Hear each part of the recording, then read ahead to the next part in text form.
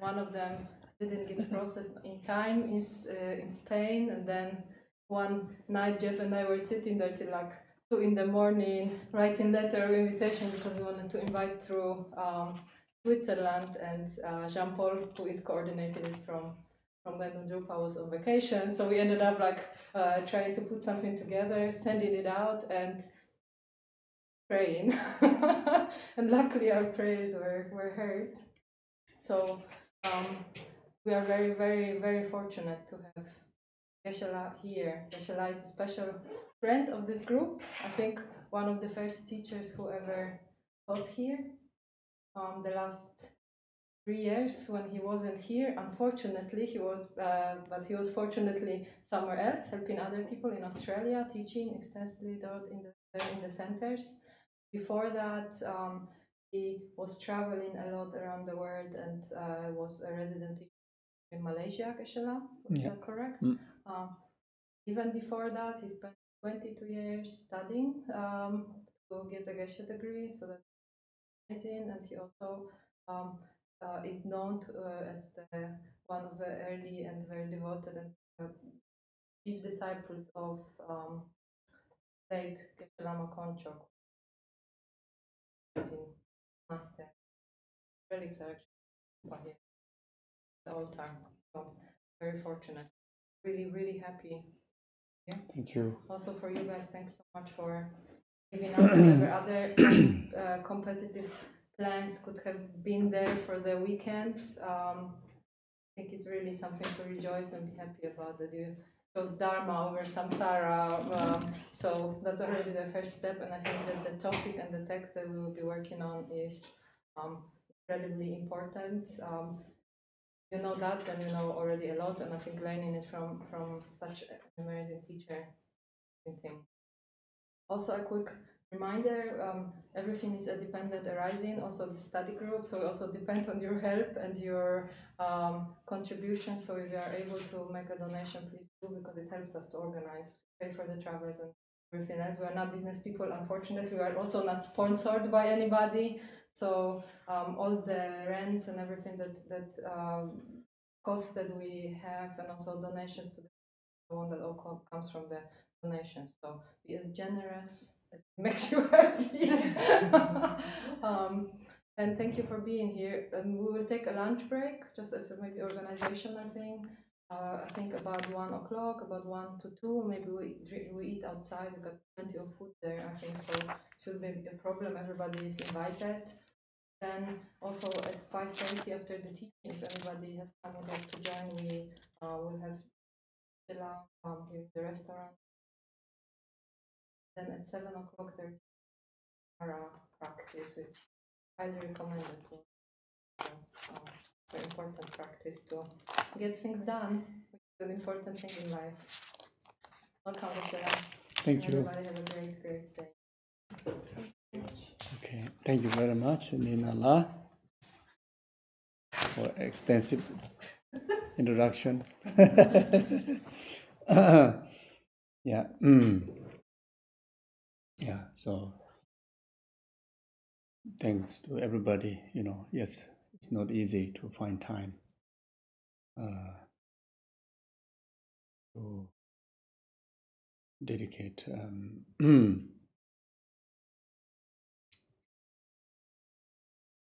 time to practice from a very, very busy responsibilities, family, job, etc. So,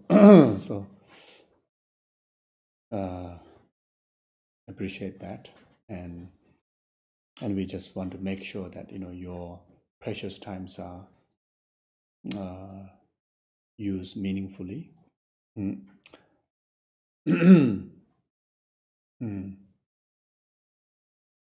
I think even just to have the intention to learn Dharma, I think that itself bring meaning to the life. And more than that,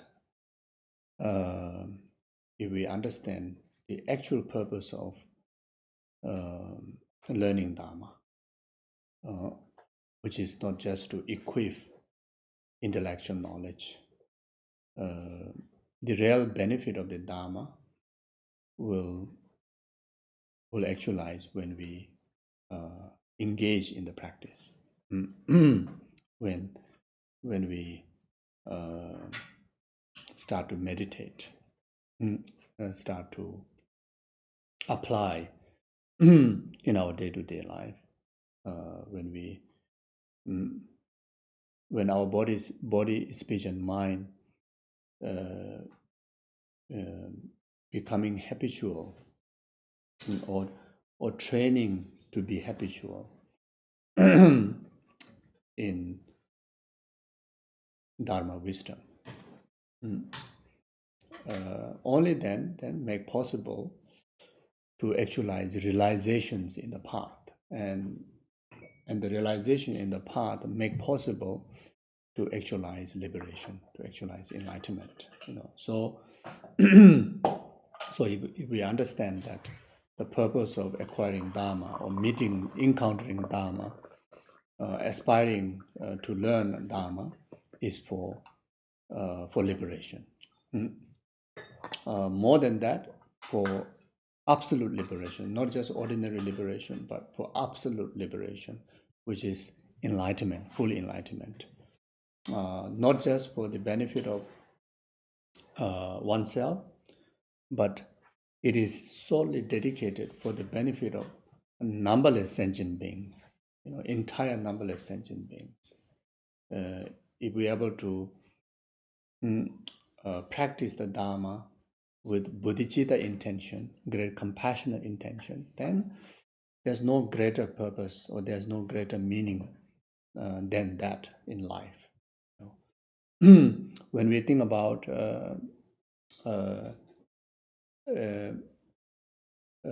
fulfilling purposes for self alone, it is not something special.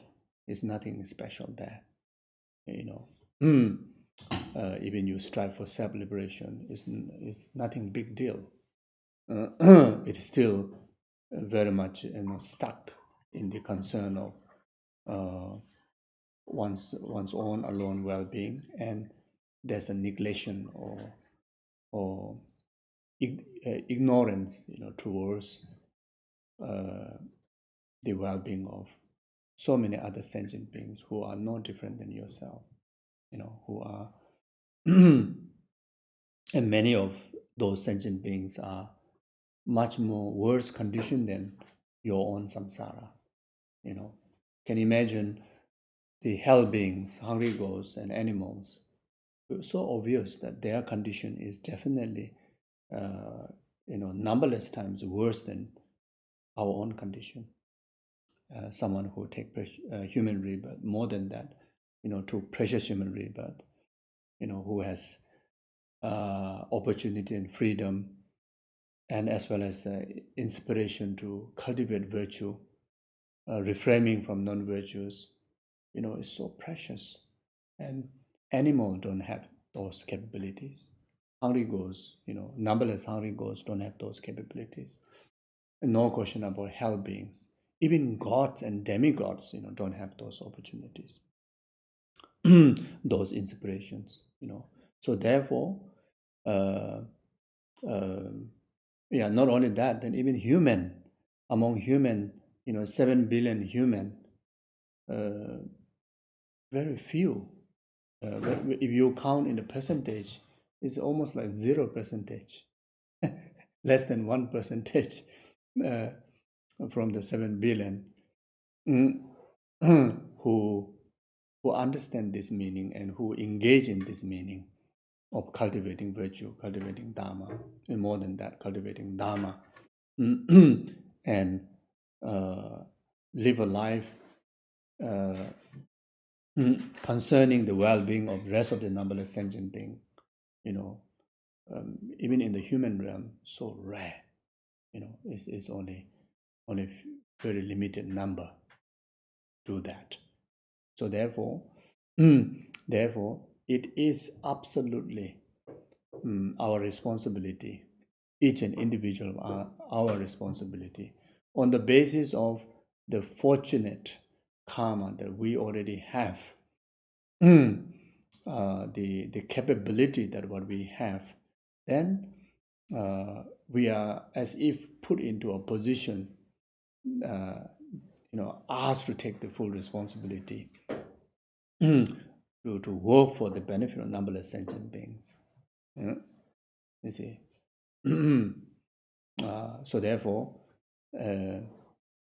if we live a day or even live a moment with altruistic intention, or altruistically, live a life, or spend a moment or engage in activities, and that will fulfill the purpose, where we are while achieving this precious human rebirth. And this will fulfill the expectation that rest of the sentient being rely on you. The numberless the sentient being, as mentioned before, who are worse conditioned than us, they are every single moment voicing, asking for help,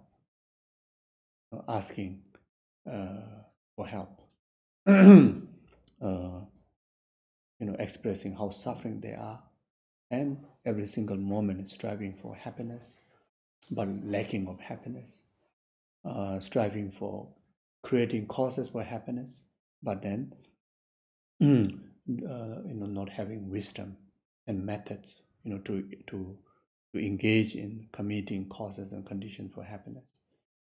It's like completely in the darkness.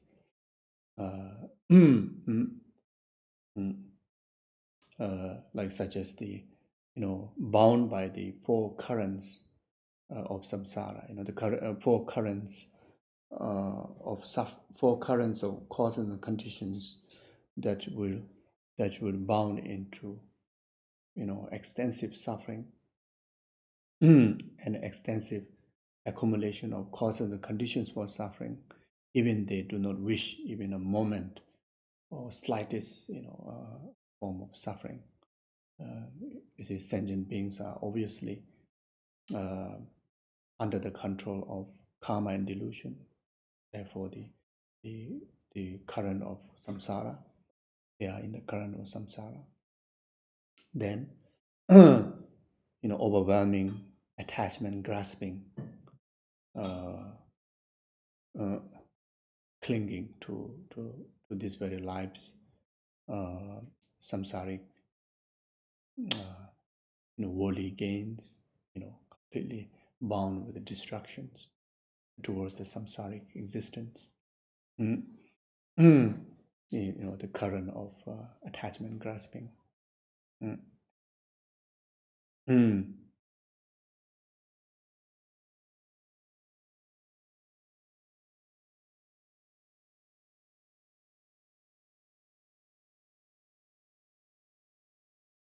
And not only that,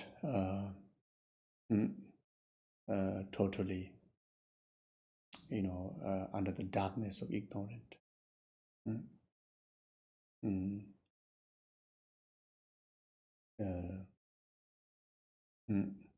There's no light of, wisdom shine towards them. Even 1,000 fortunate Buddhas have exist. Numberless Buddhas have exist. Even Guru Shakyamuni Buddha came into this world in the our human realm, but then most of the humans are never even aware the existence of the Buddha. Even Dharma, complete Dharma have revealed, but most of the human beings are not even aware such wisdoms exist. Even those wisdoms are available everywhere due to the karma, the current of karma that just bound, human being in worldly activities, worldly responsibilities, distractions, just cannot get time to practice. Mm. Mm.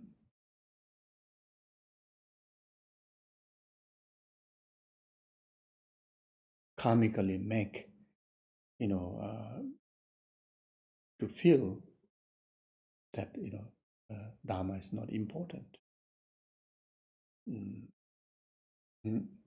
And karmically, obscuration make feel even Dharma is important, but then somehow tends to, choose the samsara. Mm. Just can't let go, can't renounce. So many humans who even know Dharma, or who even know the existence of Dharma, but have that kind of difficulties. Mm.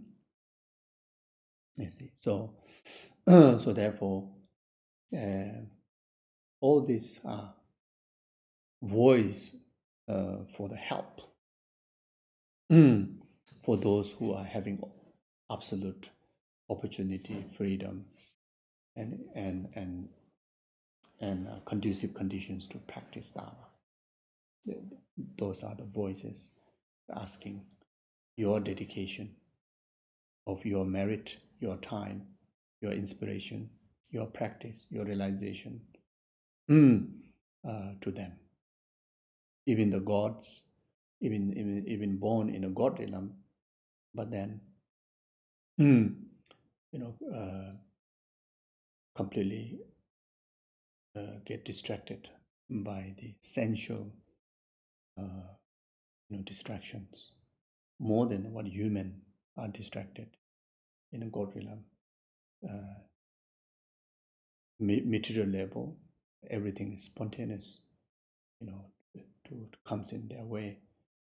The essential needs are everything. Essential comforts comes everything.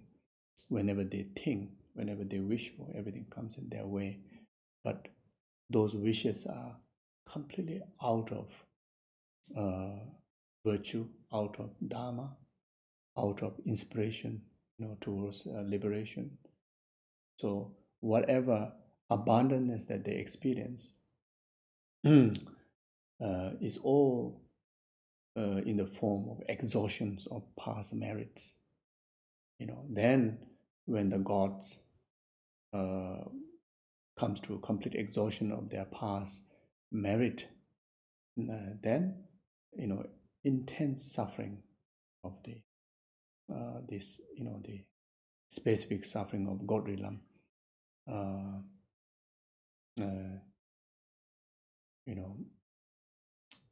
the suffering approaching to the death.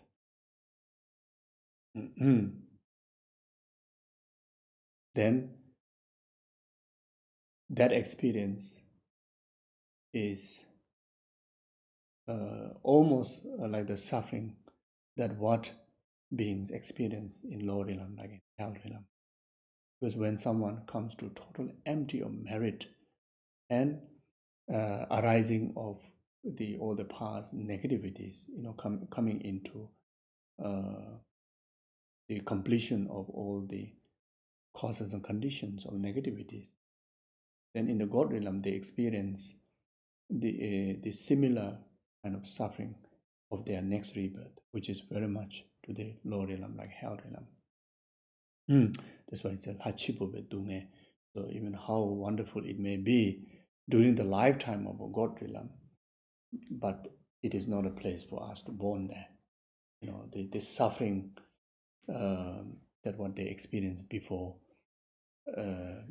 like even a months of time, just 1 month of time before actual, transition from the life of God to the next rebirth, the suffering is as equal as the suffering of hell. Like, you see, so completely chained with the ignorant and overwhelmed with the desires, graspings. See, and just being in that condition is their voice or someone like us, someone like who practice the Dharma, who practice virtue,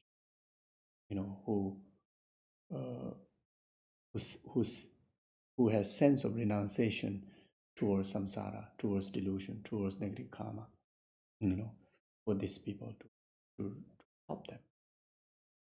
So even someone born in a demigod realm, whole life, even though there's abundance of God, demigod realm, by the result of the past meritorious deeds, but then due to the ripening result in the demigod realm, then entire lifetime commit negative karma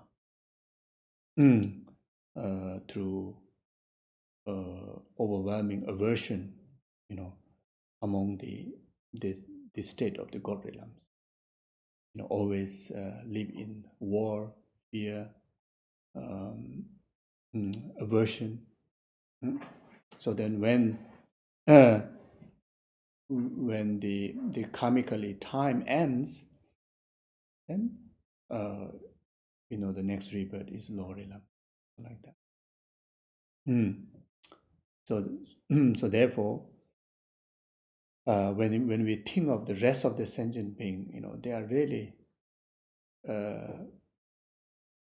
so vulnerable and absolutely, in the form of helpless, and someone like, like us, who is having all this fortunate, opportunities, then I think we should, make a decision to strive the maximum dharma as possible, the greatest virtue and greatest dharma as possible, which is, the virtues that conduct through bodhicitta intention, the great compassionate intent. Yeah, so if we're able to do that, then I think no doubt, how much of your time can able to bring service to the numberless sentient beings, temporary and ultimate benefit. And that way, our time going to be so meaningful.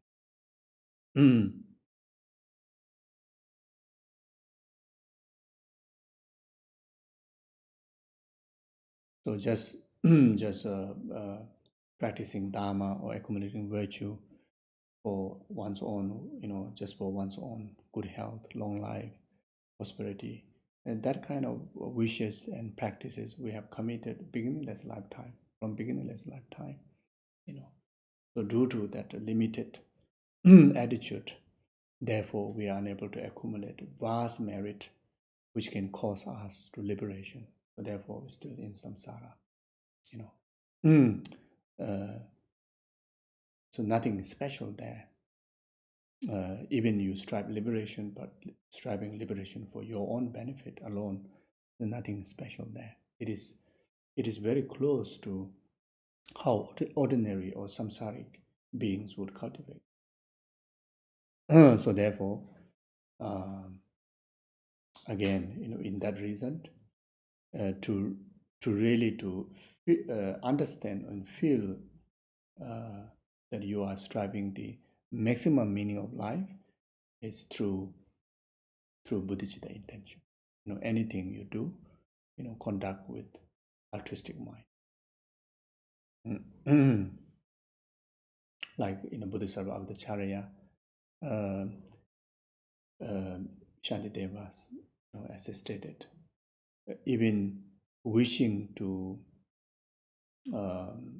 clear away one person's headache, sincerely wishing to clear away even one person's headache, one person's suffering of a headache, the merit we accumulate from there is far more greater than the entire universe filled with precious stone, precious gem, and offer to numberless Buddhas.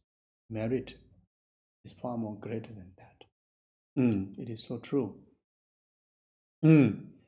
Similar, like Lama Atisha have made the similar statement, And again, Shantideva said in the same text that then there's no question how great merit will accumulate if your concern is to clear the suffering of every single sentient being. No question how much greater merit will accumulate from there. Just cultivating it. Then similar text, same text, it says that not just a wishing, but if you actually start to engage in the Bodhisattva's deeds, like such as engaging in the practice of 6 paramita,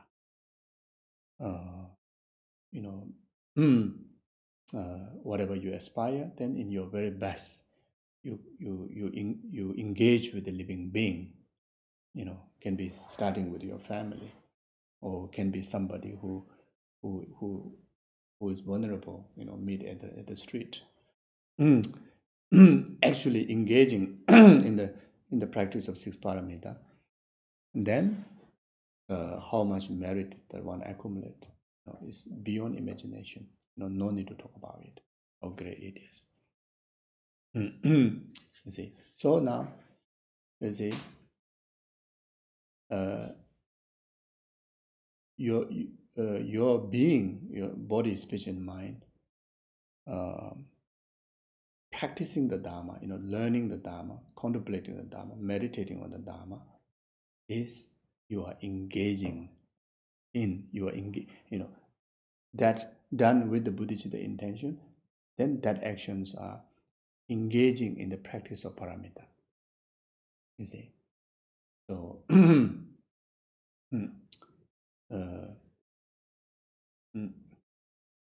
the oneself being generous in practicing Dharma, paramita of generosity. Oneself being generous in accumulating abundance of merit, so that you can able to fulfill the wishes of sentient being. You can fulfill the voice of the sentient being. When we don't have merit, we are like how to say, limbless. Limbless. Try to climb the rocky mountain. Our wishes cannot be fulfilled. Even you wishes cannot be fulfilled. If our being is empty of merit, we are like limbless. Try to climb the rocky mountain like that. Like what Lama Tsongkhapa says, Sonam Dembe Mi Sampa Nam Jangtu. Say, when you have merit, then all your aspirations will be fulfilled. So whatever tragedy, obstacles, limitations that we experience in our life is due to lacking of merit. So that's for sure. Whatever wishes, even the slightest wishes, even just to be able to be happy, just yourself, just able to stay open and pacified and be happy, even that is byproduct of merit. Just while walking on the street, just able to offer a genuine smile to somebody and someone brighten their day, even just it happened to be just one moment, that is byproduct of merit. Even to have the inspiration to practice Dharma is byproduct of merit.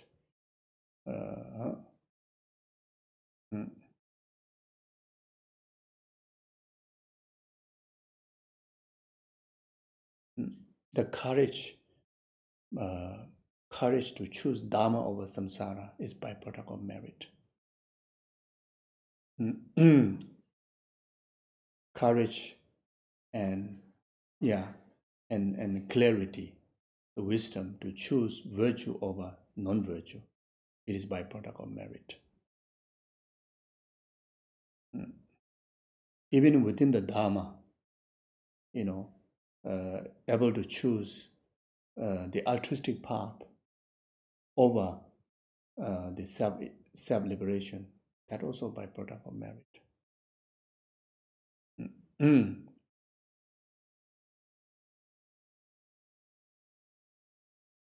Even how much we wish to help others, but then all the limitation comes in our way, it's byproduct of lacking of merit. Lacking of merit, So there's nothing is not byproduct of causes and condition. Everything exists interdependent on the cause and condition. Yeah.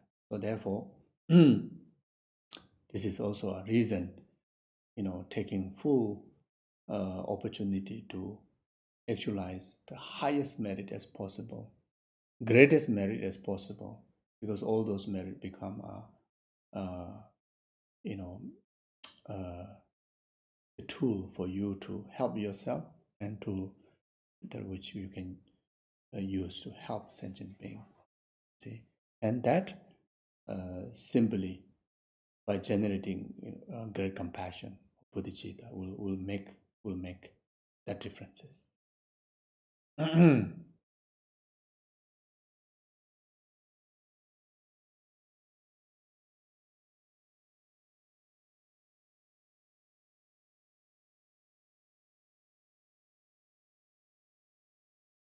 The altruistic mind, that which carry the characteristic of both unconditional love and great compassion.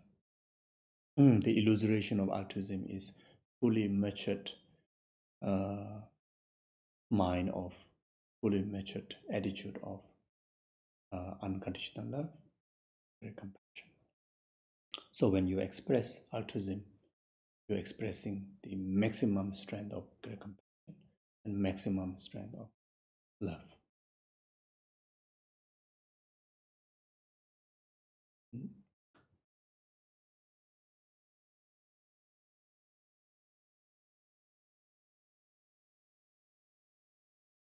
Like what Ayadeva says,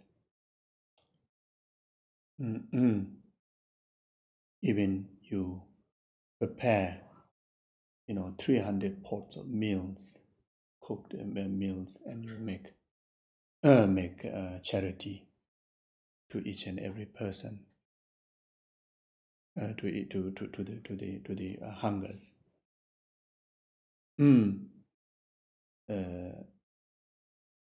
Comparing to the merit that you accumulate,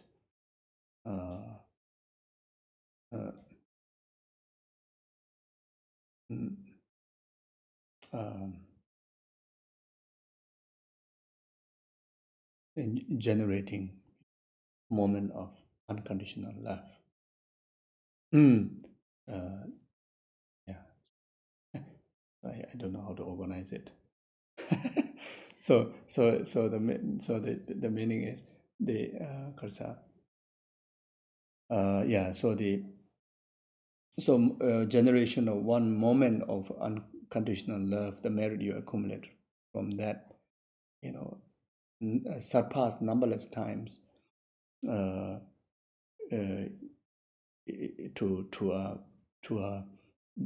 deeds of generosity of preparing, feeding food, 300 over pots of foods like that. So so there's one particular word I can't remember. It's like basically talking about just one moment of arising genuine sense of love. Here meaning just arising the thought to abide, sentient beings into happiness and causes of happiness. Just one moment of thought. The merit that you accumulate is far more greater than actually giving the physical cooked food to a beggar. You see, so yeah.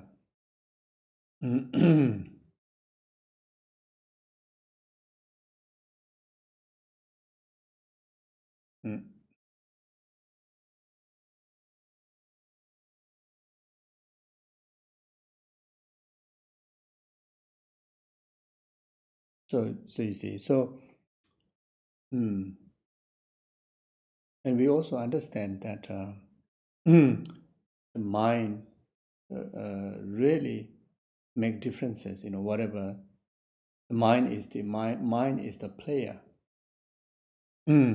What kind of experiences we want to experience, and the mind is the main player that we can understand in our day-to-day life.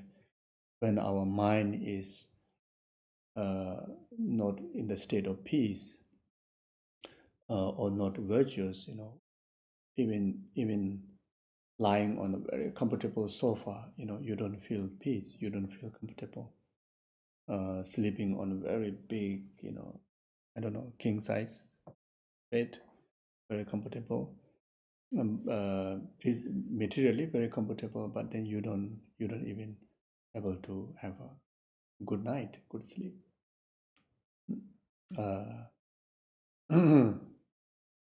Mm, even how nice you wear, how many heavy jewelry we hang, uh, if our mind is not settled, peaceful, in the state of positivity, virtue, all this doesn't make you happy. When our mind is not in peace, even abundance of food display on the table, everything look awful. Everything is like what to say, no appetite. No appetite. You don't feel appetite. No, even though the taste could be so delicious, but then if you put in your mouth, you don't feel the full taste because your mind is in misery, or it is in unsettled, unpeaceful, or in a non-virtuous, or in very negative state. You see, so it's very clear that our mind is the player when it comes to happiness, suffering, neutral. It's not physical thing. It is very obvious. It is not physical thing. Like even in the Switzerland, when you look material level, the outer environment, unbelievable, so beautiful, so wonderful. Is when we visualize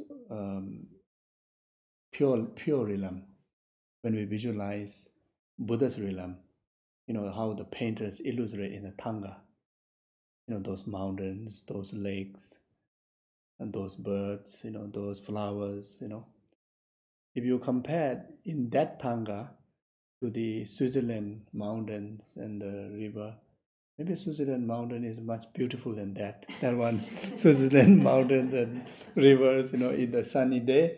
Wow, those bluish, maybe Zurich lake is much more intense bluish than that, maybe. Well, really, when you look around, unbelievable. It's so beautiful. But then at the same time, oh yeah, yeah. So it's so beautiful. Then I heard social security, like government, how take care of the people. I heard it's a very high standard, compared to many other. If you compare with Nepal, then you're really in the gold realm. Switzerland is the gold realm. Nepal is like in the hell realm, like that. In Nepal, oh no social security, nothing.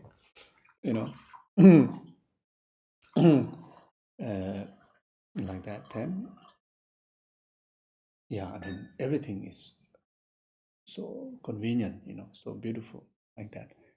But I heard, how true I don't know, but there are a lot of suicide cases. It's one of quite high rate in the world. I think definitely more than Nepal. Definitely more than Nepal. Nepal also got suicide cases, but not many. Not many. So you see, so where all this coming from is through negative emotion. Feel loneliness, negative emotion. Delusion, feel loneliness, then depression, delusion, which is negative emotion. Then competitiveness, just want to win from better over better in the worldly sense, is a delusion. And more than that is dissatisfaction. Never really, feel gratitude about what you have, feel appreciative about what you have. The mind indulge in not enough, not perfectionist, not perfect, not enough.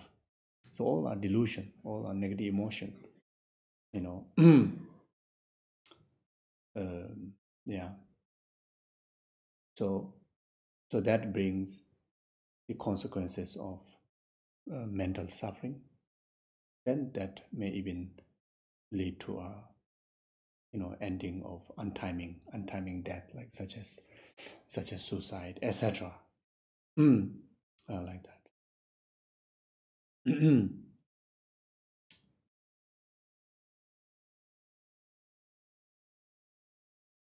Yeah. So therefore, it is so important, for us to educate our mind and have the one of the most beautiful qualities of the mind, adorned with one of the most beautiful qualities of the mind, that which will keep yourself safe, peaceful, and at the same time, accumulation of abundance of merit is Bodhicitta. The cultivation of compassion, great compassion, unconditional love, Bodhicitta. When you cultivate great compassion, then there's no room. There's no room for yourself to feel there's a limitation in you. There's no room for you to feel loneliness. There's no room for you to feel depression or dissatisfaction. Because a great compassion is a clearest eye or clearest mind, that which see through all the rest of the numberless sentient beings, the truthful conventional situation. Just to see the conventional reality of your pet alone will give you a sense of responsibility, sense of power, sense of strength to life, because you love your pet. But then actual conventional reality of the pet, the cat or dog, is animal realm, is animal existent. The understanding the conventional fact of animal specific suffering of ignorance cannot compare with whatever suffering human go through, the suffering of change, suffering of pain, what human go through. If you really compare the actual fact of what animals suffer, even they look so cute, they look so happy, they look so comfortable because the owner gives all the comforts. But the suffering of dumbness, suffering of ignorance is intense. It's not a pleasant rebirth. How much comfort the owner able to give, still the life of animal is far more suffering than any of the human suffering, you see. So when you realize that, when you realize, what makes you realize that? Through compassion to your pet. Then this compassion to your cat will make you feel sense of It's my responsibility to take care of this cat, to really, really. So therefore I must live. Therefore I must be strong. Give you all the positive reasons for you to be positive, for you to feel strong, for you to feel purpose of life, even just for that one cat. You see. So compassion is power. Compassion, not weakness. You see. So now you can do that with when think about the practice of compassion, cultivation of compassion, even with your partner. Understanding the conventional reality of your partner, still a samsaric being, you see. And now you understand. So you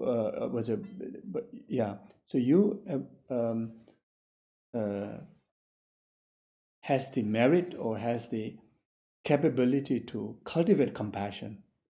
Your partner may be or may not able to do the same thing, especially your partner not able to cultivate the same wisdom, same wisdom in cultivating compassion. Now you're able to,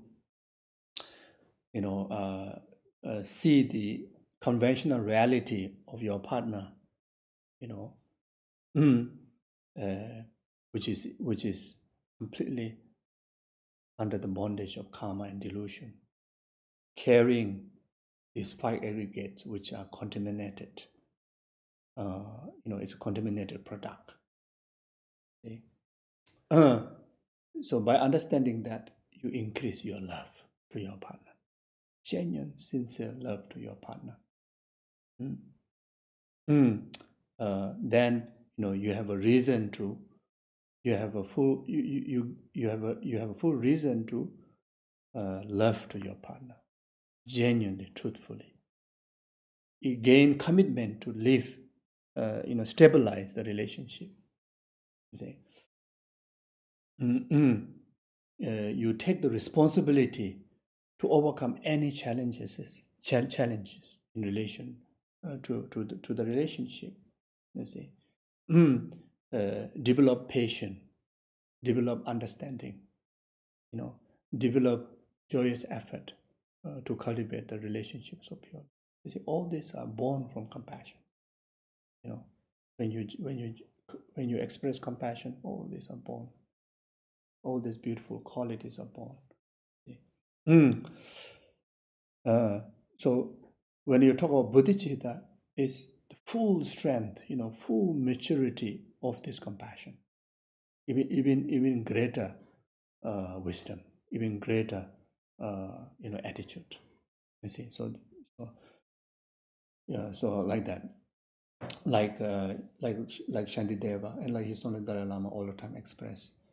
They say their daily motivation is what Shantideva cultivated, what Shantideva said in the Bodhisattvacharya. As long as sentient being remain, may I too remain to dispel the suffering. So if we're able to live a life like that, the morning when we wake up, first thought in the bed when you wake up, if this thought comes in your way, then entire your journey of that day, the life becomes so beautiful. Everything is so beneficial. Even suffering comes in your way, so beneficial. Negative people comes in your way, also so beneficial. There's no sense of anger, irritations, inconvenience that you experience because you carry the protection of compassion, the protection of altruism. Everyone, every situation is opportunity. Unbelievable, isn't it? So, as with that kind of life, with that kind of attitude, none of the jobs are inconvenient. None of your colleagues, even the nastiest colleagues, is actually beautiful, become beautiful. So wonderful. Even how much naughty that your partner behaves, is still beautiful. It's still so wonderful. Whatever situation encounter on the way, on the street, by people or by weather or whatever, everything becomes so wonderful. Everything becomes like path to enlightenment, path to be most beneficial to your own happiness, to be most beneficial for others' happiness, Then, you see, without asking, even you wish to born in lower realm, you cannot be born. You're not allowed to born like that because you created the cause. So, I think I don't know which Dalai Lama, one of the Dalai Lama, or anyway one of the Mahasiddha in the past in Tibet. So whole life, cultivating loving kindness, compassion, and bodhicitta. But at the same time, he make never missing a prayer, be born in the lower realm, in hell realm,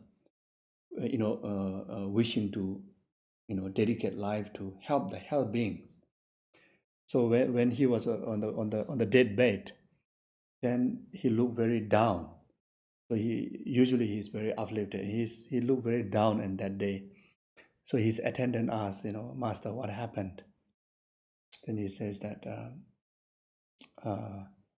it's very disappointing. Whole life I've been praying to be born in the hell realm for the benefit of the hell being. But now, entire vision is pure realm. He said all the pure realms are appearing to him. His entire mind is filled with vision of pure realm. So no chance to go to hell.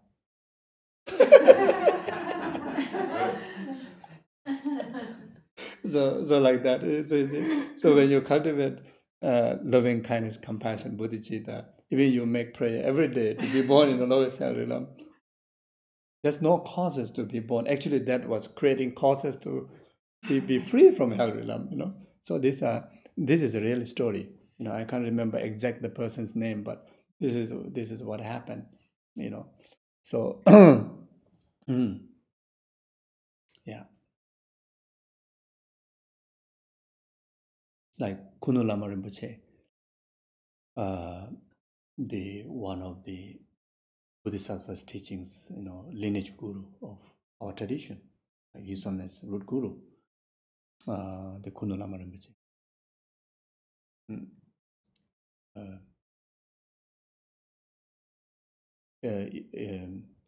Duga Chuma Changsam. If you feel suffering, then you cultivate bodhicitta. If you feel happy, you cultivate bodhicitta.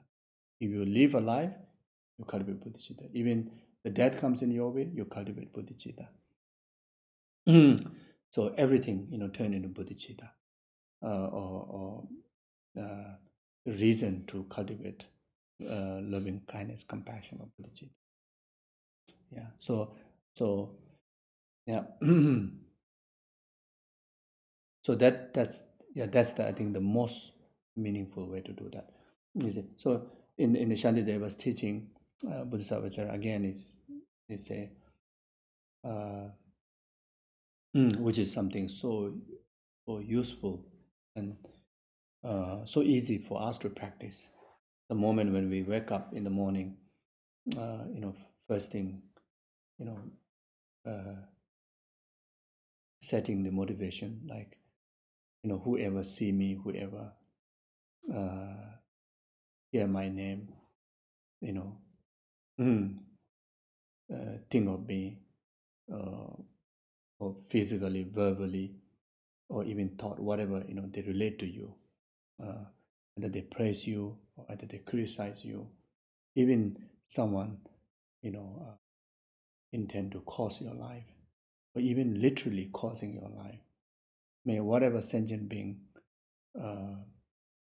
relate to you, may my existence, may my existence be only cause for their temporary happiness and ultimate happiness. May my existence be the cause and condition to plant the seed of liberation. Then, so in Shantidev's teaching, taught that, and this is something that if we able to cultivate, then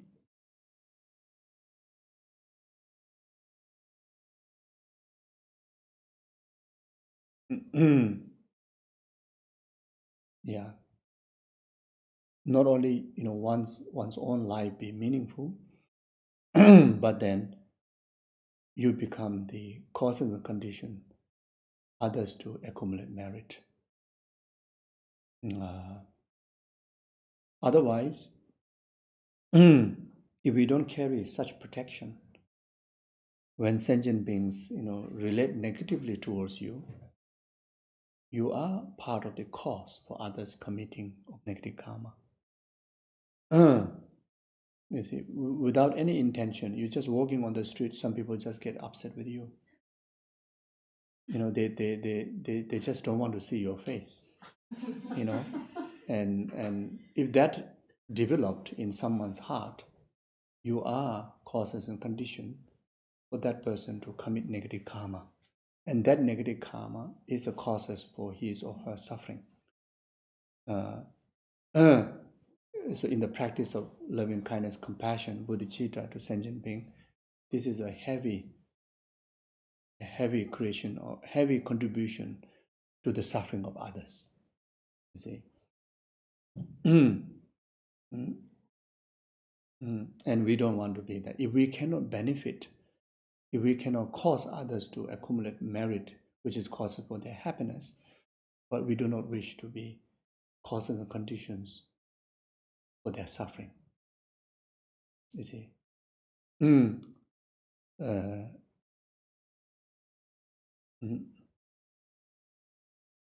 So therefore, if we cultivate what Shantideva has taught, what himself have cultivated, which eventually make who he is as a Shantideva, as a Bodhisattva, then eventually now enlightened being, is because of such daily cultivation.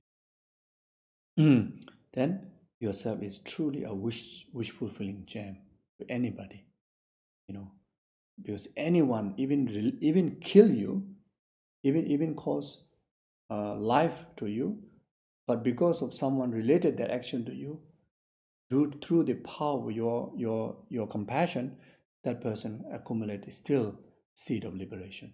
Yes, there's a negative karma of causing life of somebody, but due to power of your intention, your bodhicitta, that person able to plant the seed of liberation. That much benefit, So, no doubt, how many people are scolding to us at the job place, maybe right now, maybe some of you are scolding me. Who knows? Or this Geshe, even before start the prayer, he just went into talking something and never ending. We haven't start our topic, and haven't start prayers. I didn't come for this. I came to here teaching on three principal aspects of the path. You should go through the text. You're going everywhere. Yeah, you see. But if I carry that motivation, I'm safe. You are still benefited. I still become beneficial to your happiness, to your virtue. Otherwise, you come all the way to this Dharma session, and you are unhappy because of me. Then it's a huge contribution to your suffering. So you see, so that's when you go deeper level to understand how the karma, how karma creates, how karma affects, karma, intentional karma, then physical karma, the karma in action through speech and body. So it's a very subtle thing that we have to meditate. Otherwise, the idea of committing virtue, idea of practicing Dharma is a very kind of hanging on the space, very, very superficial. In the name of the Dharma, in the name of virtue, and try to be a good person, but then at the same time, there's so much negativity still continue to commit, you know. So while having the opportunity, I think we have to have the full package of, you know, totality of merits, you know, even in the most negative circumstances, like someone really come to kill you also, even in that moment, still committing, you know, abundance of virtue. So, and all this will be actualized just simply the attitude of bodhicitta.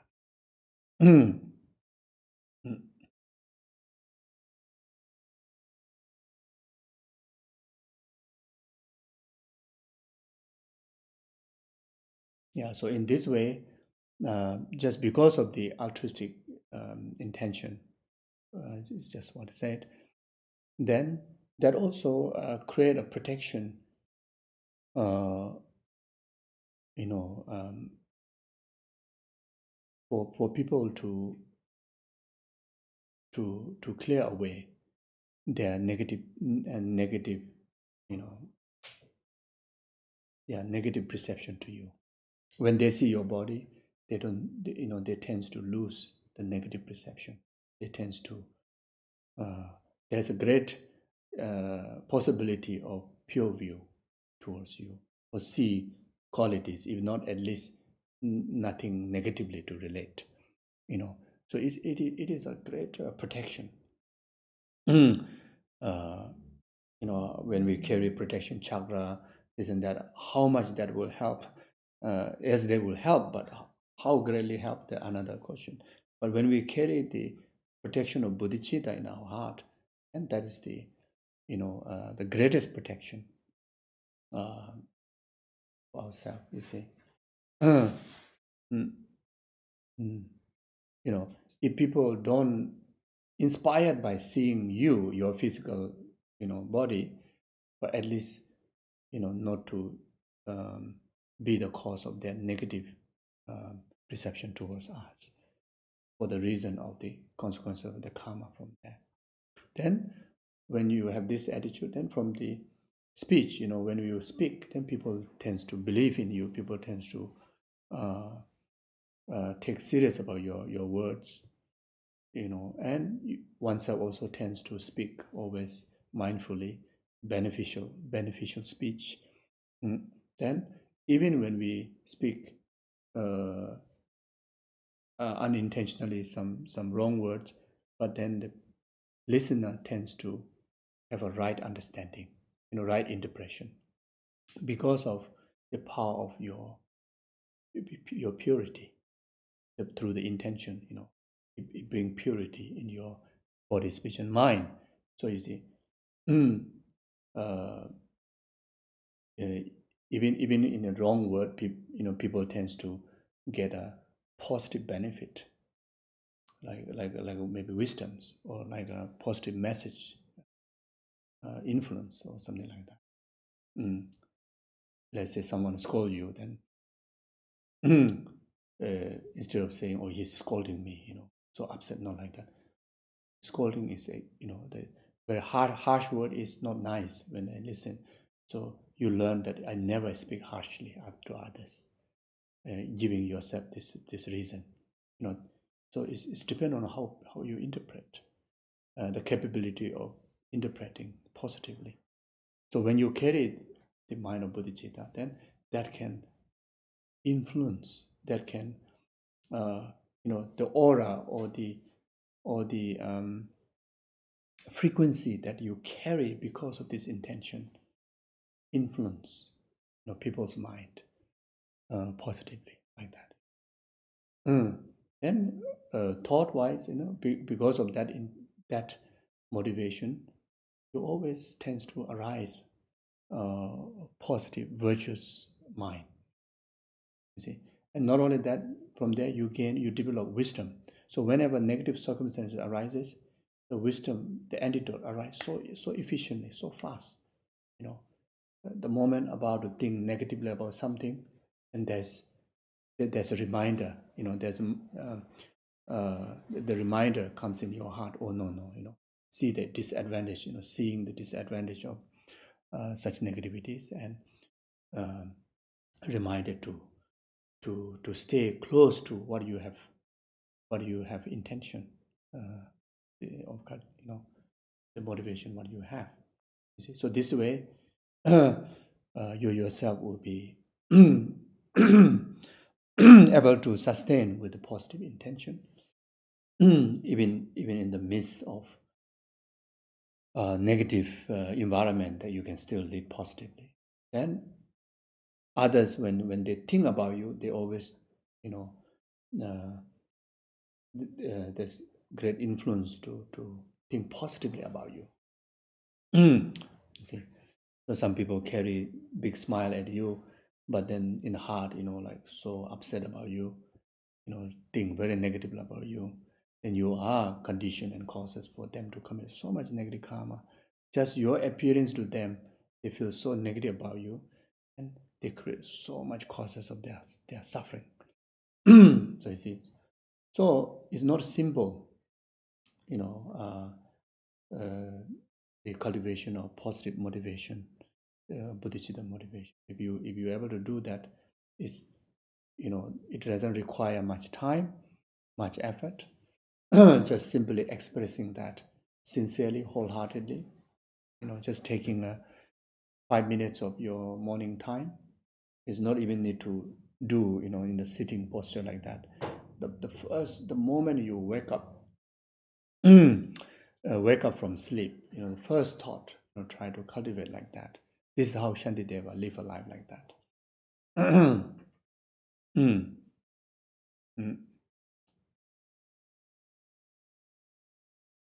Mm. Then, if you are not rushed to your job or not rushed to toilet, then then remain in the bed comfortably and strengthen that motivation. Really, as if it's expressing from your blood and bones, from your depth of heart, is really kind of really mean it. That kind of build that kind of strength, giving all the reasons. Reason is all this understanding. How all this understanding, how the karma works, and where the happiness coming from.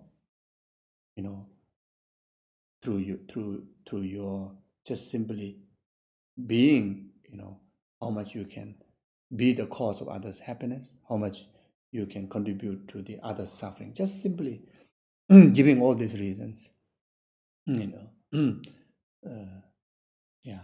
Then rest of the day, even you don't remember, but at least you carry this attitude. Like, okay, so similar way, your time, your precious time of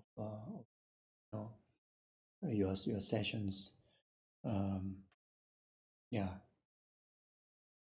for the benefit of numberless sentient beings, full enlightenment. That purpose, then I'm going to do the prayers like Heart Sutra, and there are some few prayers, I think.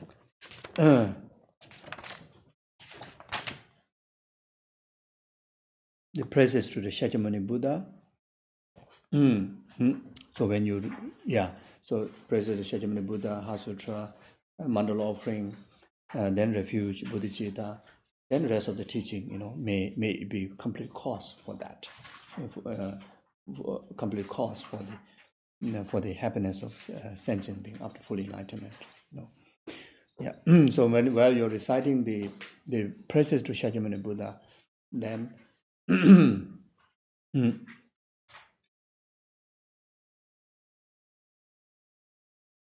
think of Shakyamuni Buddha's kindness. For Shakyamuni Buddha to, just to choose to descend into this southern world, while this southern world human beings are experiencing the crisis of 5 degeneration. before Shakyamuni Buddha descend to this world, the 1,000 fortunate Buddhas, as if they have a conference, they have a discussion, who to go and help, who to go and teach, help liberate sentient beings of this 5 degenerate kind. All the other 999 Buddhas have shaken their head. They said, "No, no, this is not my time. This is too tough." 5 degenerate, you can imagine, time is so degenerated. The sentient beings, the humans, in particularly who has the human intelligence to listen to Dharma, practice Dharma, the time is like total distracted time, by material distractions, sensual distractions, the most distracted time ever, so even the time is so degenerated, so difficult. The human beings are almost like the beings in the God realm. In the God realm, when Shakyamuni Buddha's mother passed away, the mother was born in the God realm, and she was riding on I think kind of like God realm elephant or something like that, and surrounded by so many fans, There's so many God angels like that, God realm, goddess and gods like that. So during the summer retreat, 3 months period, Shakyamuni Buddha went to God realm to help, to teach Dharma to his mother, and it was so difficult because there's so much sensual distraction. Then Shariputra also experienced, similar thing. Shariputra's mother passed away. Shariputra is one of the close disciples to Shakyamuni Buddha. So his mother passed away, and after observation, found out that his mother was born in a God realm. So again, Shariputra, took opportunity to go and help the mother to teach Dharma. Then again, similar way, is totally surrounded by all the material comforts. And Shariputra tried to even to say hello also. The mother's reincarnation up there, don't even bothers you. Like totally distracted like that. So anyway, so the one of the God realm is not a conducive place Buddha to turn the wheel of Dharma. Is because of distraction, essential distraction. So the human realm, even though within the 6th realm, is one of the most favorable place or favorable being to turn the wheel of Dharma, but still time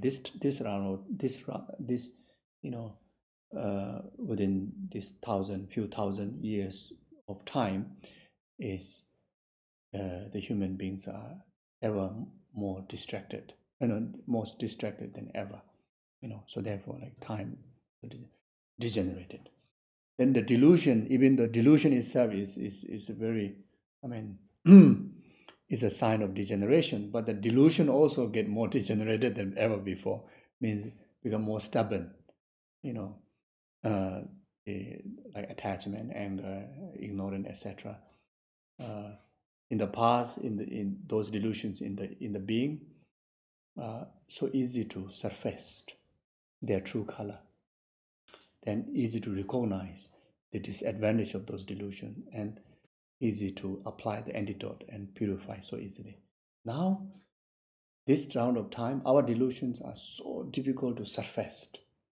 They are so tricky. Like ignorance faces to us is as if it's most attractive than the wisdom. The desirous, what you call, when the desire expresses you know, is more attractive than the inspirations. You know, the desire to samsaric objects when that desire expresses, compare with the inspiration to liberation. You know, inspiration liberation is so boring.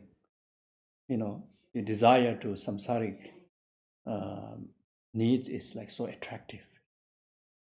So you see, so it's in the, you know, at that kind of time, the delusion becomes so difficult to recognize their disadvantage, so difficult to see their true color. So difficult to see the true color of ignorance. You know, you see, ignorance true color when the ignorant expresses, it expresses in desire, in anger, in jealousy, in pride. You know, ego, you know, self-centeredness. All these are the different phases of ignorance. When ego expresses, ignorant expresses in ego, it feels like, you know, it's like strength, power, isn't it? So difficult to see the faults of that. Is like, you know, yeah, I mean, I'm good, you know, I have to be good, I have to be better, you know. That sounds like very supportive to you, to your well-being, isn't it? When the wisdom say no, no, no, you know, say, oh, you're talking nonsense, you know, wisdom, you're talking nonsense, you're kind of ruining me. You know, when the wisdom start to talk the negative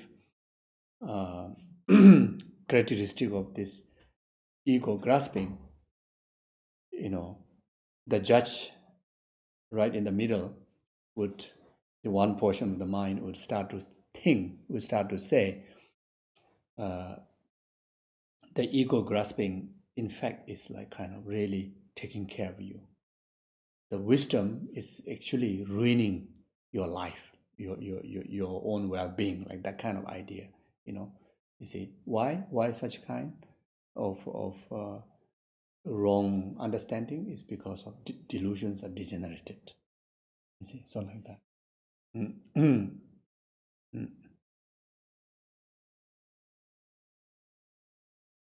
Like anger. I heard, how true, but I heard, I think it's in America, there's an institution where you go and take a graduation, take a degree, master in anger. You go to learn, you know, to be very tough, angry, you know, so that you feel most powerful. You feel then you can be so successful, you know. So I heard like that. I experienced in when I was a resident teacher in one of the center.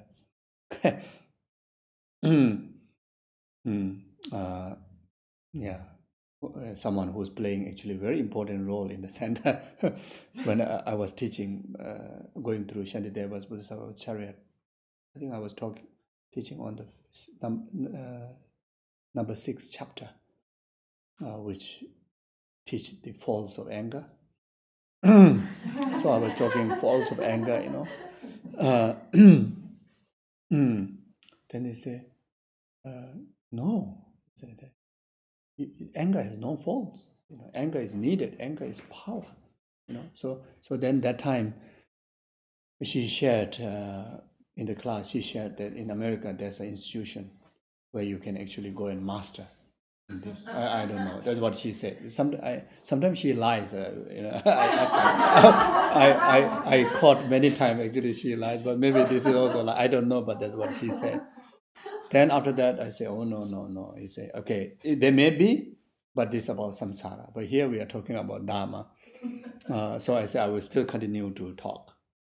Then eventually she cannot bear. Yeah, she was, she's very cute. She was saying that, yeah, eventually actually, not on the same class, but eventually she took few people, you know, to come and see me. Say, Geshe-la, you know, don't teach all this. They say our life already got so many challenges, and come to Dharma Center, and you're talking about the faults of negativity. You're talking about all the negativities and all those things we have, and it makes us even more depressed. knowing having all this, and plus talking so negatively about it, and it makes us so depressed. It's not happy. When it come to Dharma class, we don't feel uplifted. We come here to feel good, get away from our problems in our day-to-day life, and in fact this is not happening. So like that, then I told them, I said, thank you very much for telling me straightforward. To me, I thought I'm not qualified to teach Dharma. I always have this inferior thinking like that. And today you certify me that I can be qualified to teach Dharma. I say my master always used to tell that Dharma teacher is someone who can able to point the delusional mistakes in the student. You're able to really tease out, the negativities and negative emotions, was it the delusions from the students. If you're able to do that, then you say, yeah, then one of the very important quality of Dharma teacher. I say, people never express that, and I thought that maybe I'm not able to dig out, their faults, their samsara. So today, you said that, I said, I'm so happy. I didn't feel offended. I feel actually so thankful. So happy like that. But then eventually they give up on me. Yeah. So. Yes.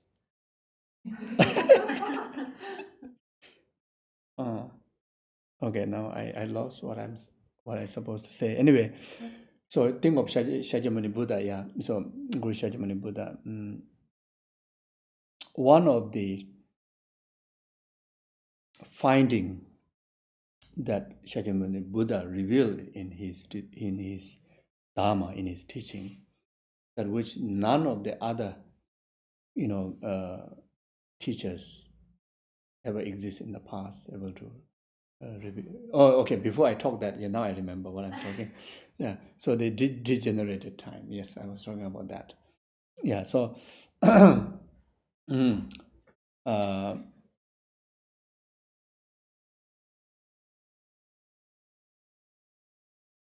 yes. So you see, so our delusions become very very stubborn like that. So difficult.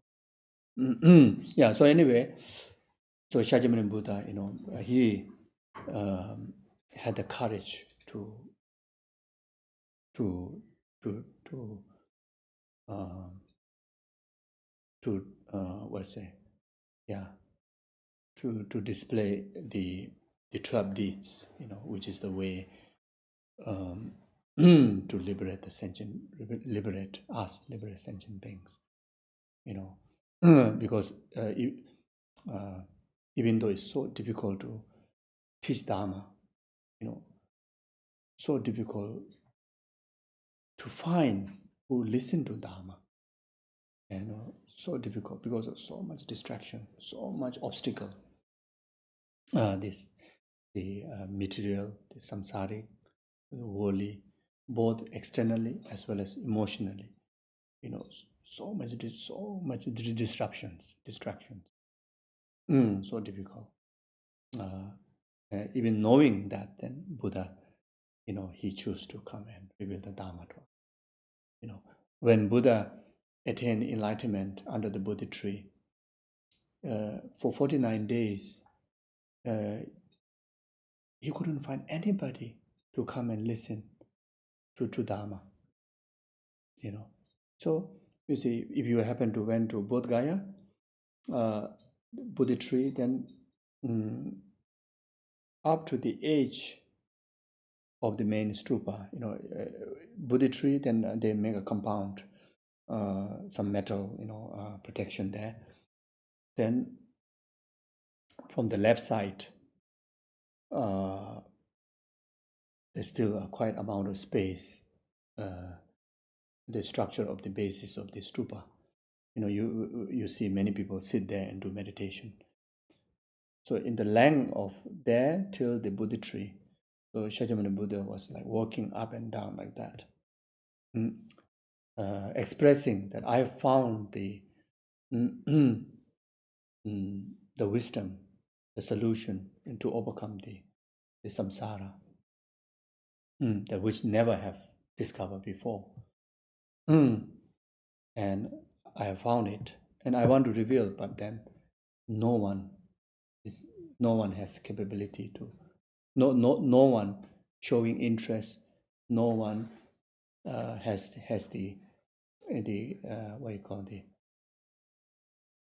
has capability to understand this vast wisdom, this precious, important wisdom. So he was very important. Like as if like saying that, okay, I found the best method to help you, but then unfortunately you're not ready to listen to me. Like it's very impatient, walking up and down, like similar like that. The Buddha was walking up and down. So you see, then after that he went into 49 days of solitude retreat, silent. Yeah, like that. Then when at the right side from the main entrance to the main stupa, at the right side, he revealed the first refuge, but there's no human. There's no human to take refuge. No. So he revealed the first refuge. No one interested. Then at the left side, there's another I think Bodhi tree, but not the main one, but there's another, I think Bodhi tree. There's one big tree there.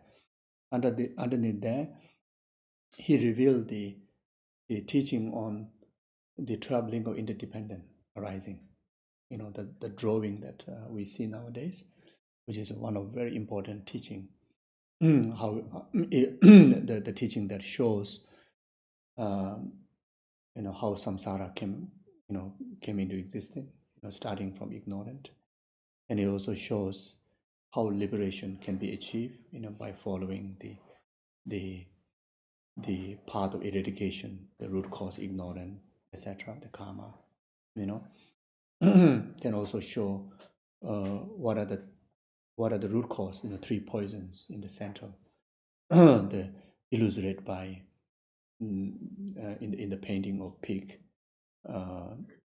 then snake, and what do you call, there's one bird, phoenix, yeah. Phoenix will represent attachment,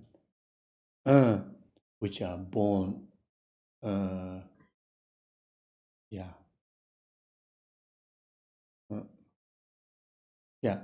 born from ignorant. Was a ignorant, then I think aversion, isn't it? Then attachment. Oh no, I can't even remember that. So anyway, this tree shows the 3 poisons are the root cause of the samsara. So ignorant, attachment, and attachment and aversion. Then it's showing the through creation of virtue, then you go to the higher realms. Through creation of negativities, go to the the 3 lower realms. Then on top, there's a Buddha showing finger out, the state of liberation from out of the 6 realms. So this teaching was taught. This teaching was revealed when Buddha, within the 49 days, but there's no human interested to listen. So like that. Only after 49 days, there are so many human beings, but there are only 4 people. Only 4 people, is ready to listen. Listen to Dharma. And that 4 people also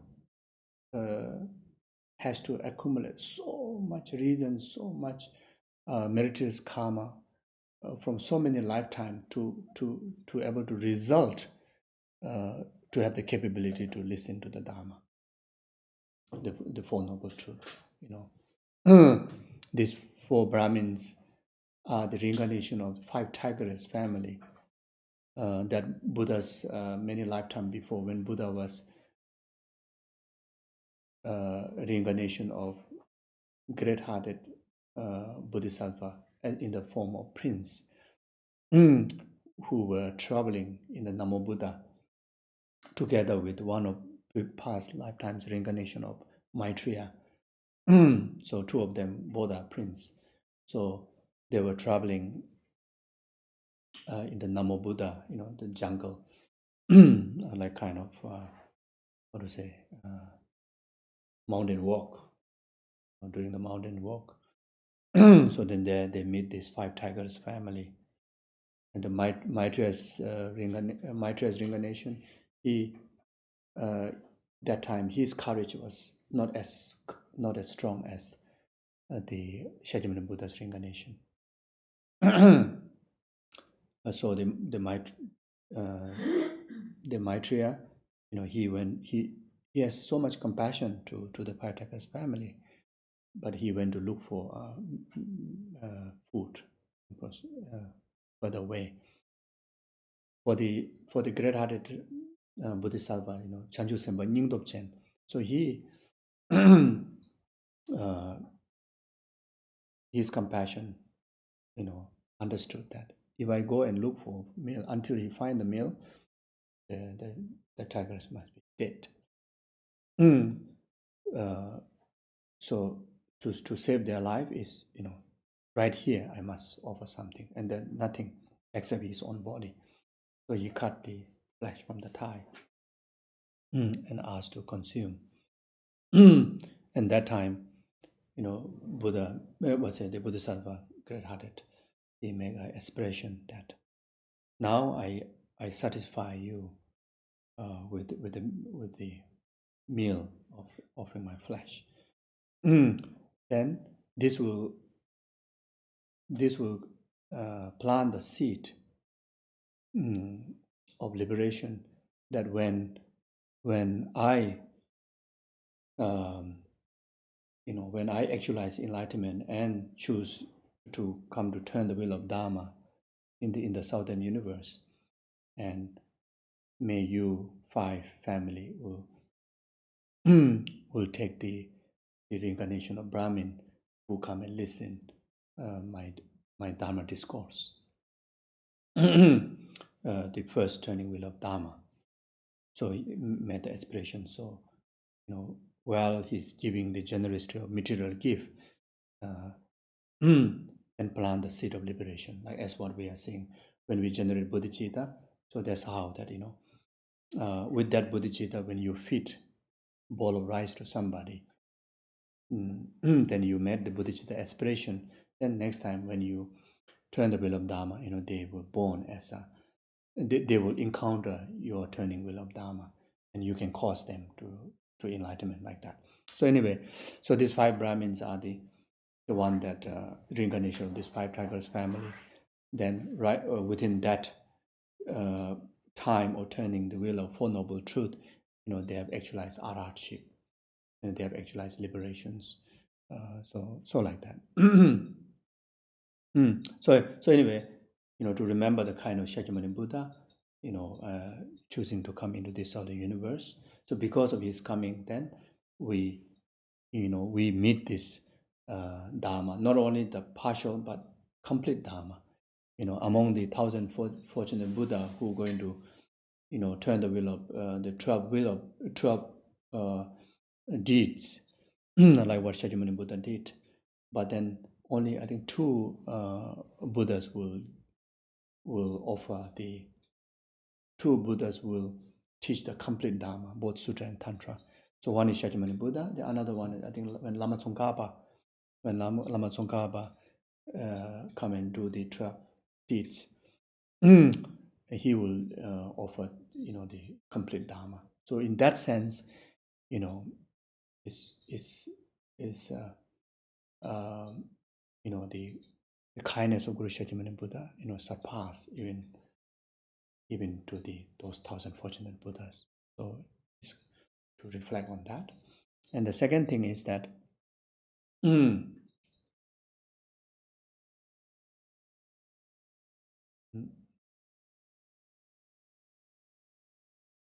the Buddha have discovered the innate nature of any sentient being is Buddha nature, the nature that which possessed by the Buddha.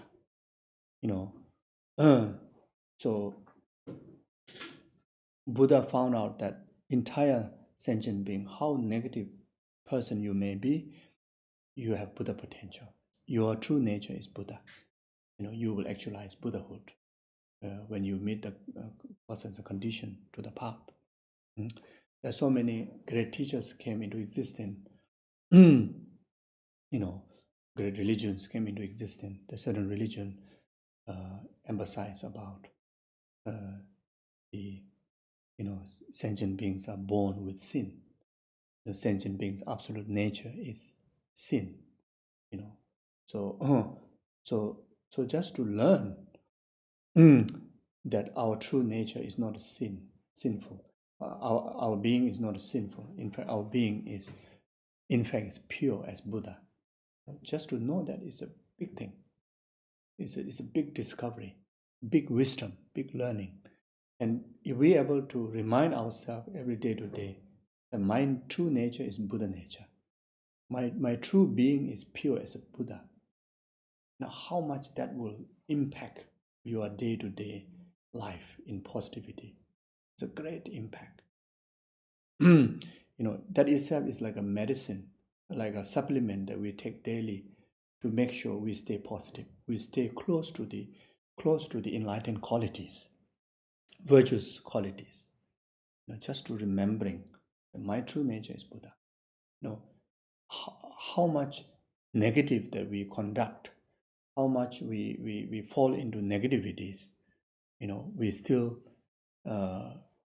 we still have a way to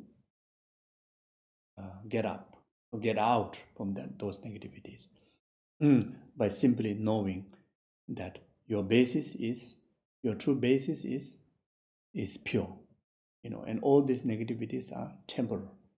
All these negativities are just temporal distraction. How heavy karma we may think that we have committed,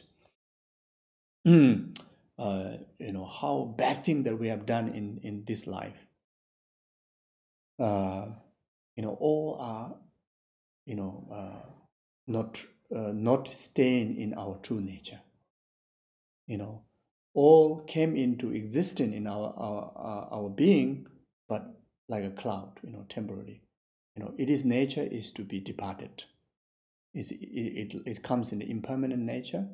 It comes in the temporary nature. And it comes in a very gross level, very surface level. Never go deep.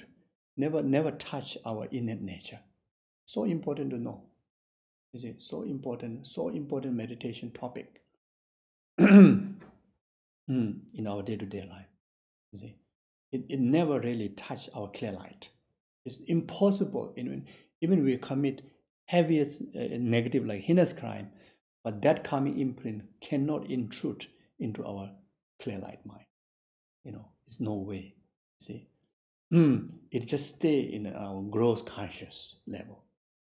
Even when we feel that entire idea is only about negativity, it's almost like there's no way out. Even in that situation, this is just superficial. This is just very surface. It's just hanging around in our idea only. It cannot go into our deep conscious level. It's not possible. Our deep conscious level is already protected. Inborn with absolute, Buddha way. Not a diluted way. The delusions, negativities, it's just distraction only. You see, temporary distraction only. So this is very important to remind ourselves You see, it's like one of the best medicine to stay away from depression.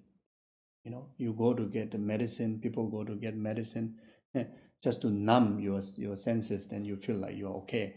But the real problem won't fixed. When the medicine finish, you worse, more depression.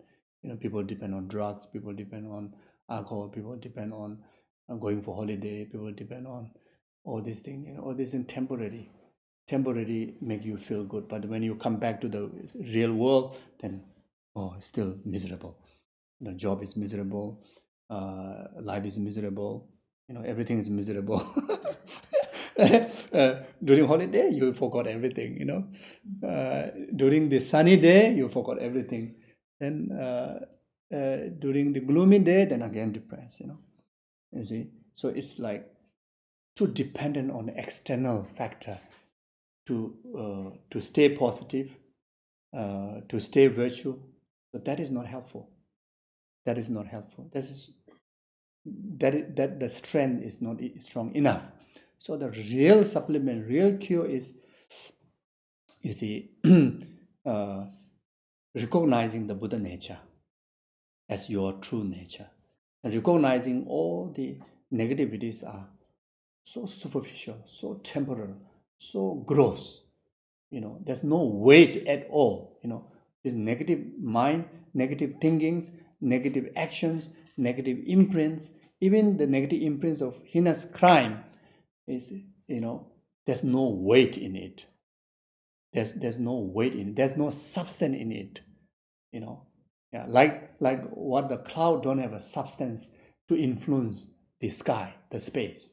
You know, you see. But we define, we do define.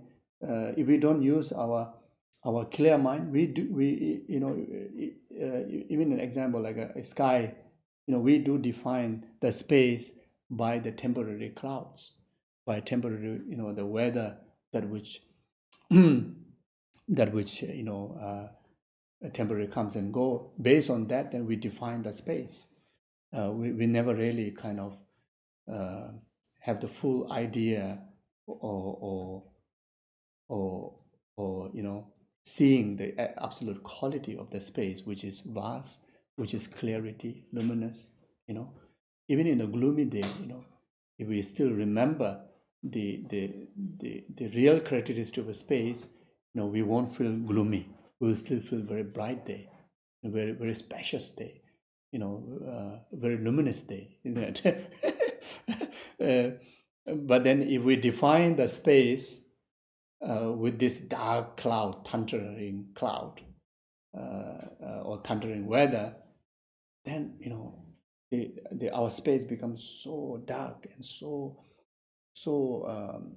how to say, squeeze, you know, bring limitation to our space. You see. So on that cloudy, stormy day, you know, we reject to go out because it's gloomy day, thunder day. You know, we will cancel our trip, we will cancel our flights, cancel our dinner. You know, so you see, even the space in the conventional space, we reduce. You know, we make it so close up. You see, and that happens because your mind close up, isn't it? Our mind close up. Our mind have so many blockage, and because of all this temporary, you know. But if we understand the true nature of the true basis of the space, then yes, we can choose to stay at home. You know, cancel all the flights, cancel all the outings. But at home, you can experience that vastness, space, that spaciousness, that luminous, you know, that openness, you know. You see, so on the small space in your house, it's like you enjoy as equal as you're on holiday, equal as you're taking the flight to your next destination, which you've been hoping so much, but because of this weather didn't get a chance to go. But now you're able to enjoy that on your small lounge or whatever, you know. You see, so similar. This is just example. So like this, when you recognize the vastness of your true nature, the like how the vastness of the Buddha's omniscience. We are not fully awakened that because there are a lot of clouds that need to be clear to see the absolute experience of the vastness of the space. But at least knowing the basis is as spacious, as positive, as virtuous, as Buddha, then we tend to utilize our senses, into similar manner. Like we open up our eye, our ear. So whatever you hear, good or bad news, you tend to interpret positively. Whatever you see, you tend to interpret positively. Like able to carry a lot of wisdom, through our senses. Positive ideas or the wisdoms. See, so yeah.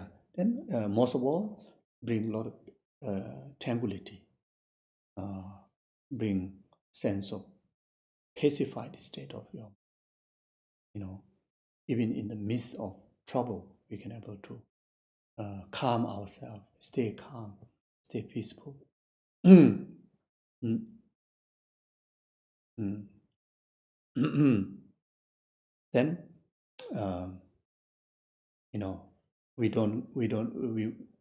tend to lose the permanent grasping to those negative occurrences.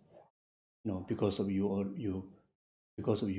have the wisdom to see your true nature as Buddha nature, and all those obstacles, you already have capability to see. There's no weight, there's no foundation for that.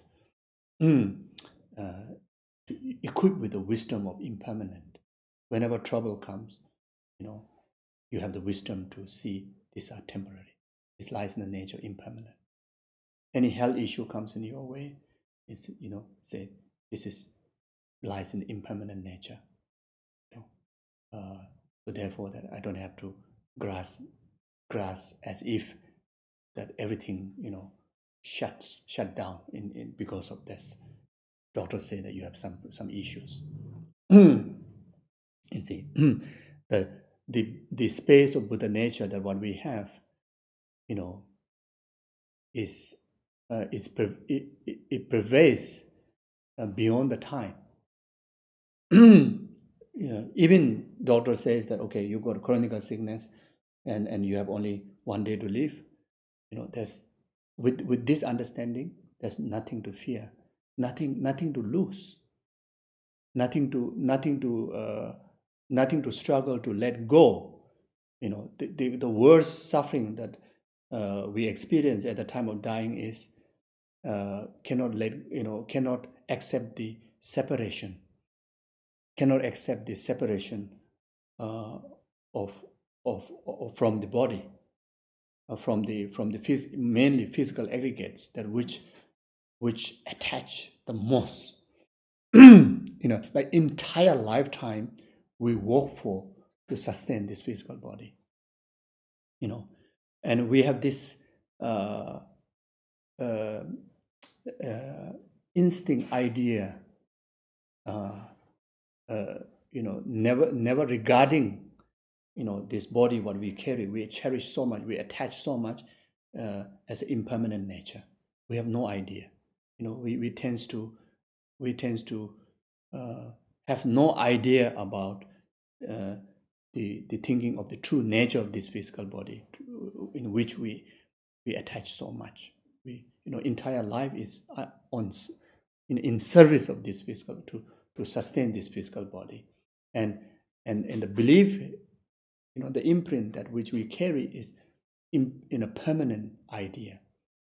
Therefore we get like a big shock and surprises when say you're about to die, or there's any sense of kind of sickness arises, then fear of fear to the life, if we have the impermanent wisdom towards our body, then we don't have to fear. We don't have to fear of disintegration of this physical body. You know, and in actual fact, they're supposed to be disintegrated. In actual fact, it's supposed to not to last. In actual fact, supposed to experience sickness. In actual fact, supposed to experience a total, separation.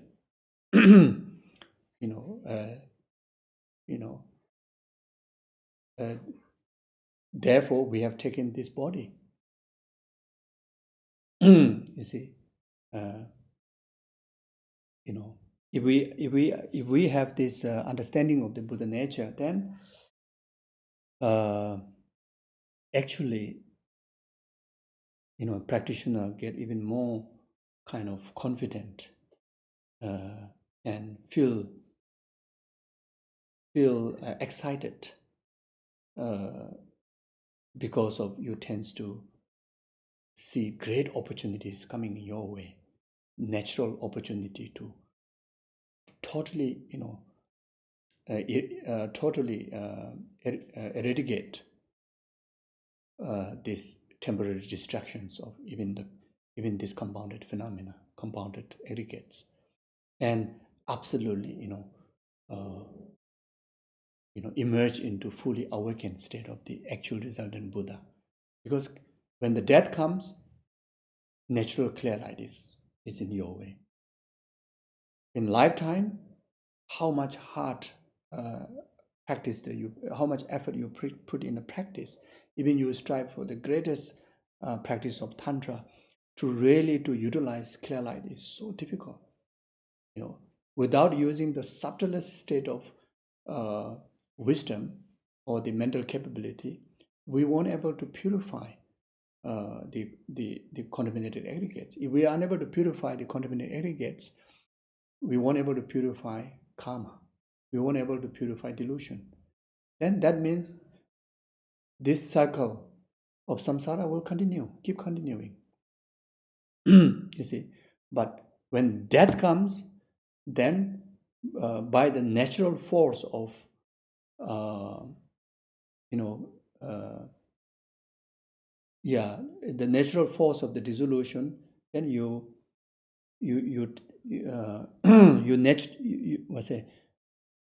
able to experience the natural withdrawing of all the gross senses, the distractions, our samsaric, including these delusions, can naturally, able to withdraw from arising, because the delusions are very much arise in the gross mind.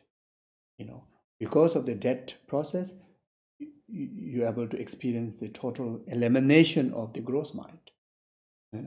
And due to that, you're able to reach without any effort. You're able to reach the experience of the subtlest state of the mind, which is a clear light mind.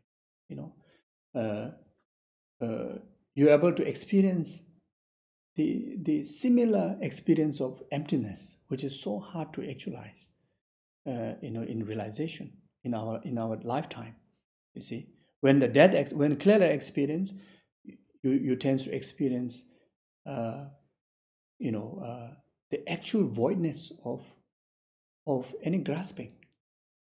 Empty from any grasping, because of the experience of the subtlest, the true, the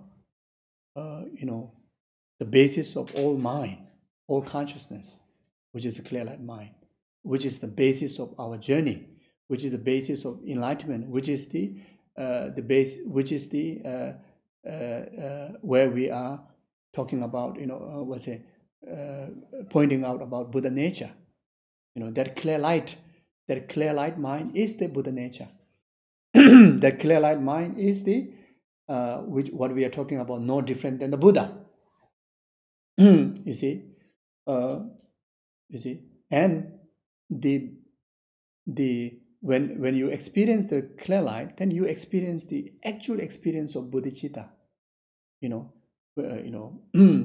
the when you develop absolute method, the bodhicitta, there's an intense fulfillment, called bliss, inner bliss, the inner absolute tranquility, inner bliss. This is what we experience when we generate genuine sense of bodhicitta. You see, so when you experience clear light, you experience that. You see, more than that, you experience the union of bodhicitta and emptiness. The natural experiences when someone realizes bodhicitta, when someone realizes emptiness, when someone unify wisdom realizing emptiness with bodhicitta, whatever experiences that you experience, even one ordinary person, go through when you experience the natural clear light, and which is only experienced when you die. I think I lie here. You cannot say you only experience when you die. You can experience when you are alive, but extremely hard. Unless through high tantric yogas, taming the channels, drops, wind, then through the tool of all these facilities, that you may able to reach to the clear light, but so difficult to sustain that experience, so short, in order to utilize the most powerful state of our conscious, our mind, to actualize the path, like to actual realization emptiness, to actual realization bodhicitta, to actualize all the higher realizations, including omniscience, has to use the most subtle mind, which is clear mind. But in lifetime, so difficult to experience. When death comes, it naturally comes in your way. You see. So, so therefore, knowing this, then when someone say that, oh, your death is so close, it's like kind of like excitement, You say, oh yeah, it's coming. Oh, and so so like that. So, but now the difference is that in lifetime, whether you accumulate the imprint of imprint of knowledge, knowing, the having this Buddha nature within us, and when you experience this natural clear light, then have the wisdom to how to utilize it. That we have to learn now in lifetime. Such as like wisdom in emptiness. So if we know, how what really the wisdom of emptiness, how you gain that wisdom of emptiness, in what regard, so like an example such as the wisdom of emptiness, you gain in that mind by rejecting, inherent existence, and actually, uh, seeing the absolute voidness of inherent existence, and establishing existence on the basis of merely labeled by mind, or merely labeled by concept, and in that absolute, everything, comes in one taste, like taste of the Buddha, or taste of Buddha nature, and total confident to settle on that taste, or experience that taste. So when the natural clear light experiencing, whenever you experience the voidness, and you just so the imprint that you have in emptiness, able to reflect onto the actual experience, is kind of like patching a name tag to the right item. When you experience the natural voidness of clear light, then you say the voidness of lack of inherent existence, you put the name tag on the correct box. Then when you experience the voidness of lack of inherent or void, or the empty of voidness of all the grasping, then you tend to feel freedom. Like there's nothing is tying you. The grasping is the one that's tying you, isn't it? So now you feel the voidness of all the grasping, then you feel like a relief. You feel freedom, total free. And that freedom is so intense, that feel of freedom is so intense that you feel the most blissful state of bliss. So when you experience that bliss, you say, oh, so that is what really is interdependently existing. The voidness is not like losing everything, but rather you are gaining something. The gaining is absolute bliss. Then that label say that's called Bodhicitta, or that called the method. So you label like that. See? If someone is already realized emptiness before, then now you utilize that emptiness wisdom or emptiness imprint on the natural experience of clear light to actually fully awaken into Dharmakaya. So like taking death into Dharmakaya. We are taking death into Dharmakaya. So when you experience clear light, now you are actually using the realization on emptiness to actualize the full strength of emptiness, which is the Dharmakaya. In there, you even take the opportunity to become Buddha, like many of the great masters, great practitioners. We hear they go into clear light meditation. Is in fact they are doing all this job, all these practices. If someone is someone not yet realized emptiness, then you realize emptiness there, as mentioned before. Then if you are able to manage, then you take slightly longer time, maybe more than 1-2 days, or 1 week. You hear the masters in clear light for 10 days, 1 week, or whatever.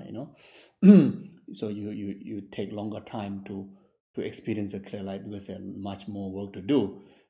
So entire 5 parts and 10 grounds, so have to go through it. So it may require some time, isn't it? So until you actualize Dharmakaya, Buddhahood, right there. That also one of the greatest opportunity that we are experience.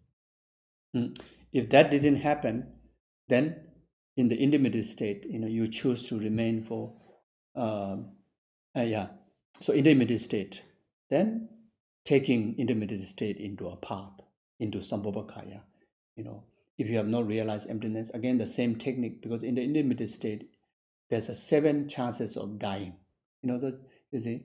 So in the life to death is only 1 chance. So why not? So it's like, sure, have to be excited, isn't it? It's like, after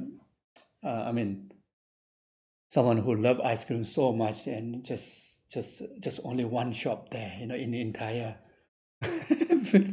so sure you will take it, isn't it? So we're so happy, yeah. Yeah. I was enjoying Jeff's dal.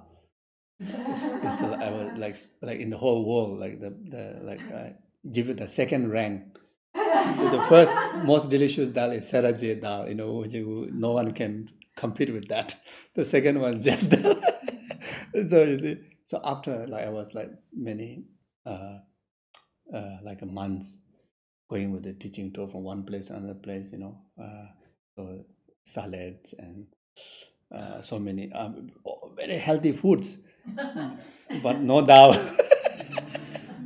No dal and rice, the unique dal and rice, So it's like, wow, so happy, so excited. Is it like that?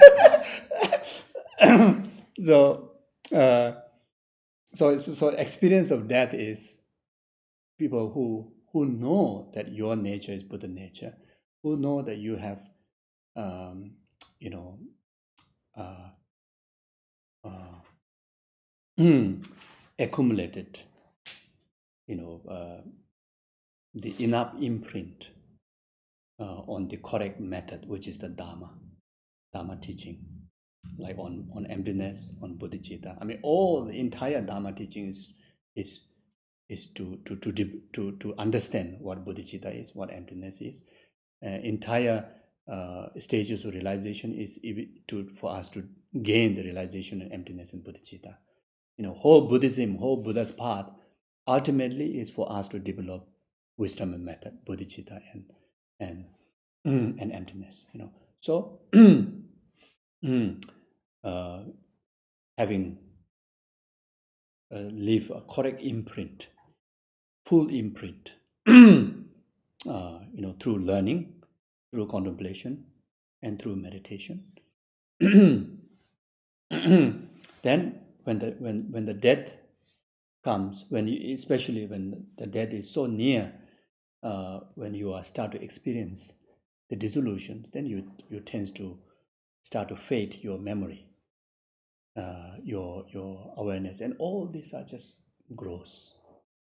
Gross mind is fading. The imprint is in the most subtle state of mind. You see, then you know that you have already worked your very best. You know all the Dharma correctly, and now it's like you are provided the field to play the football, like, you know, play the game. You know, is the clear light experience. The death is like a platform where you can utilize the benefit of all the imprint that you have accumulated in the past through learning the Dharma, through contemplating the Dharma, meditation in Dharma. Then some more, so excited that because so exciting that, how excited I don't know, but so exciting, you know, so exciting that because more the subtle the mind is, more accurate. You know, whatever experiences, whatever imprint that store in the subtle mind are more solid, more more accurate. You know, because it has less distraction. Our sensual memories are, you know, always distracted by the the sensual distractions. See, so therefore, not as a steady, not as a reliable as that we can rely to the imprint that we achieve through this three way of equipping the Dharma: learning, contemplation, and meditation. So, you know, so with understanding of that, then you tend to total like relax, no panic, you know, just to make sure that you know, you carry like a switch to on the light. You know, the lights are needed and so beautiful, but in order to actualize light, you know, someone professionally have to put the wiring. It's not easy. If you put the wrong wire, you know, the light won't lead. So after someone professionally done the all the arrangement of, you know, making the light bulb and the wiring, etc., then, you know, fix one switch up there at the near the door. In our lifetime, you know, learning correctly from qualified teacher or, you know, valid Dharma text, you know, not much of your own ambition, but your own samsaric idea, but very much dependent on according with the teaching, then gain, you know, maximum wisdom as possible from learning. Then that wisdom take into you know, thorough investigation through contemplation by relying on the scripture, and as well as using logics, using common sense, and making sure that whatever you learn, it really, everything really makes sense according with Dharma. So you see, you investigate until you gain the wisdom of investigation, which is called the wisdom of contemplation.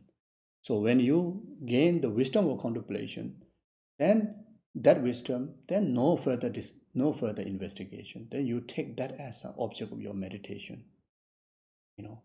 So that wisdom is very much like a conviction in Dharma wisdom or Dharma practices. Wisdom you gain from the contemplation is more like a conviction. Let's say conviction in Bodhicitta. Then now that conviction in the training in the Bodhicitta take into a habitual process, which is called meditation. Now no need further investigation on that. If you further investigate, it's become distraction. So now you're taking into integration, habituation, either through single-pointed meditation or either through vipassana. Using the single-pointed mind, then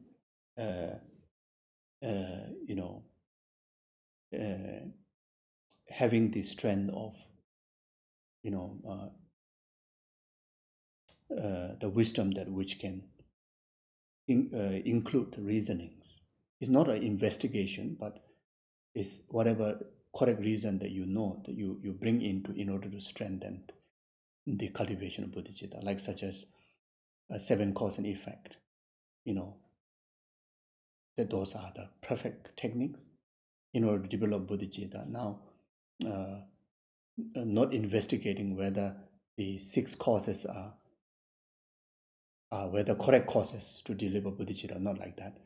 Those six causes are the right causes, and now you cultivating, the recognizing all sentient beings as your mother, then cultivating or meditating, giving all the reason why all sentient beings are so kind, remembering their kindness, then repaying their kindness, then developing love, what is the exact definition that you have learned before, and those definitions are the correct characteristic of what means by love. Now, no need further investigation. Now, total conviction in that idea, and now habituating that idea, infusing that idea in your consistent cultivation. So then eventually we'll develop bodhicitta like that. So,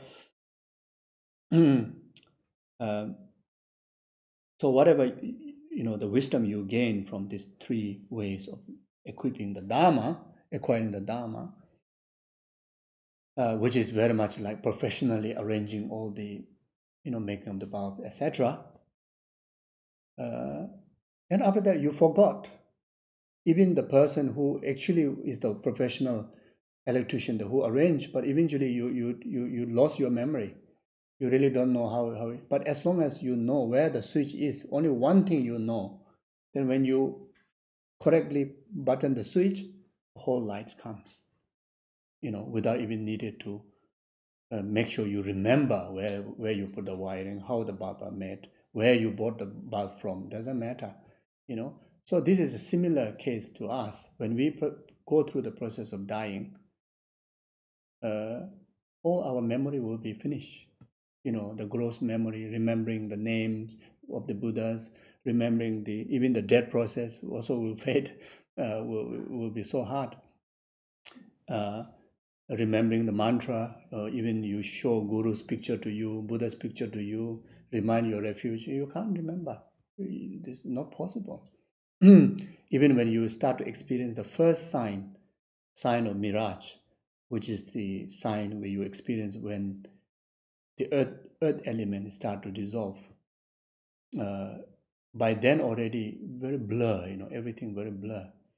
By the time the clinical death experience, when the wind element is dissolved into the anti-conceptual thought, anti-conceptual dissolution, by then, gross mind is no use at all. Gross mind is completely ceased. completely cease. So that time you play teaching, play music, Dhamma music, can't hear, you know.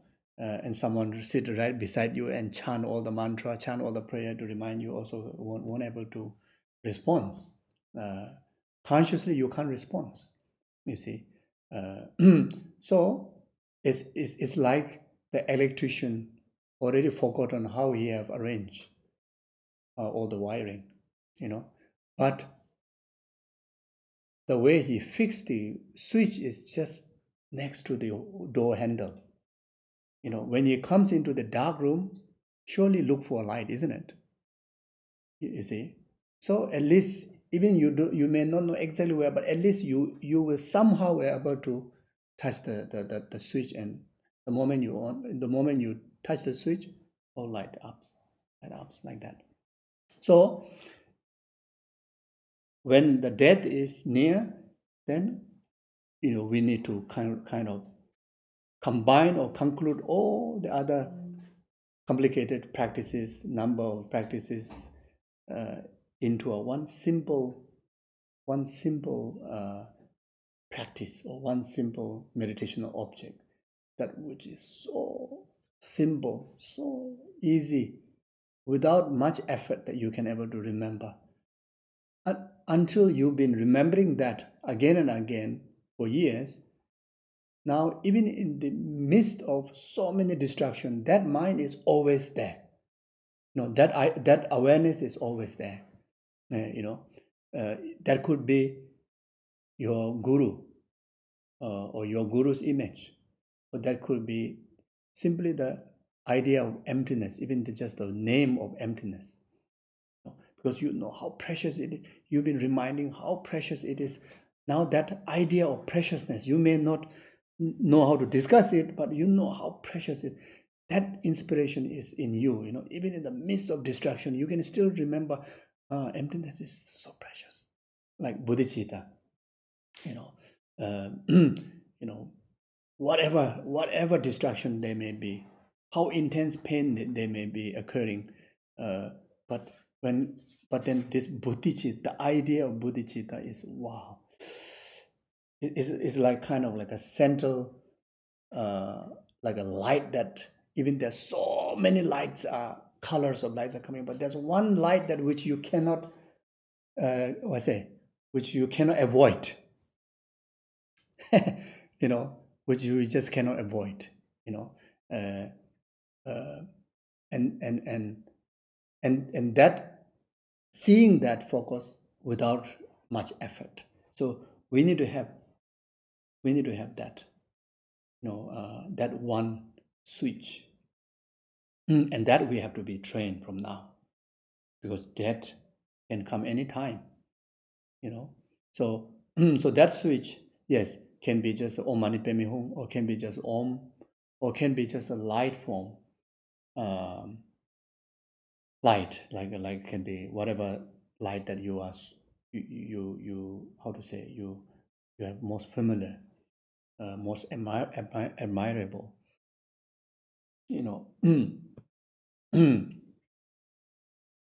So like in the daily yoga practices, when you meditate on medicine Buddha or any deity, at the end it dissolve into light. It has a reason there. There's so many figures out there to visualize this and that. Initially we do all the complicated part, then eventually at the end it's a dissolve into a light, just light, a simple light. Because that is the most adorable, most easy, and from the object side, there's something that which kind of outstand to you see. And that we've been labeling, like in a practice of medicine Buddha, we're labeling that is medicine Buddha, that's medicine Buddha. That light is actually medicine Buddha. And that which emerge into yourself, we become oneness, that is medicine Buddha. At the end of the day, it comes into an energy form, the light form. You see, so so either it's to do with mantra, either to do with the different wisdom of the Dharma, or either to do with the daily yoga practices. At the end of the day, either in the sound or either in the visual, like a light form. There's something that which you've been training your mind to see as a, is the essence, the oneness, the essence. And every after meditation, if we are able to conclude like that, then that can become that can play like the switch. Like when my late master passed away, while he was passing away, he have already expressed that already occurring the mirage, the sign of mirage, which is very close.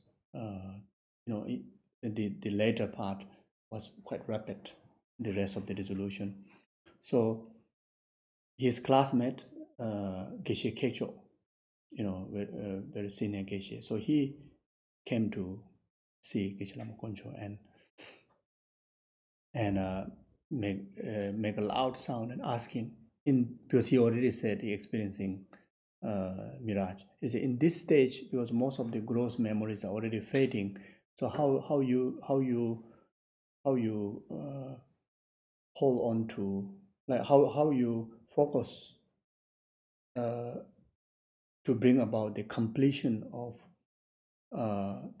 this life's journey in order to link to the what's it? Yeah, link to the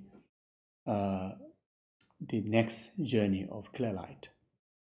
So in other words, now gross mind is ceasing. So what will play the bridge to link to the subtle and the clear light mind? So there he was.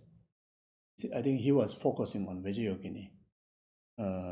So he says that here you cannot focus too many things. You won't able to. So just focus on one simple one. They say just that light, and that is Vajrayogini, and that is Vajrayogini pure land or enlightenment. And you are already in an absolute in oneness with that. So just remain in that. So there's like a light form, and you regard, if you're practicing deity yoga, that is the deity, that's the deity's pure land, and that is you.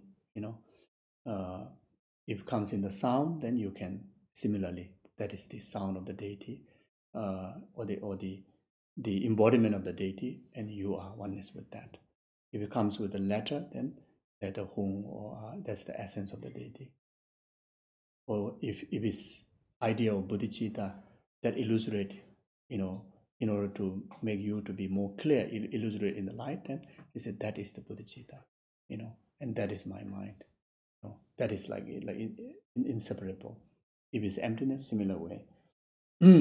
So that is the one that from the karmic teaching, then you will actualize the completing karma or concluding karma. Yeah, there's a karma called projecting karma and concluding or completing karma. With these two, then define the next rebirth. So the concluding karma is like kind of conditional karma that which play one of the major role what will define your next life. So even whole lifetime practicing virtue, but at the time of dying, then one distracted with the negative thoughts, then that negative thought will conclude to any of the negative karma committed in the past. Projecting negative karma will be complete. The result will be negative. Even whole life be negative, but at the time of dying, that you carry one virtuous mind, that will complete. That will link to any form of virtuous projecting karma. Then define the higher rebirth or virtuous rebirth, next life.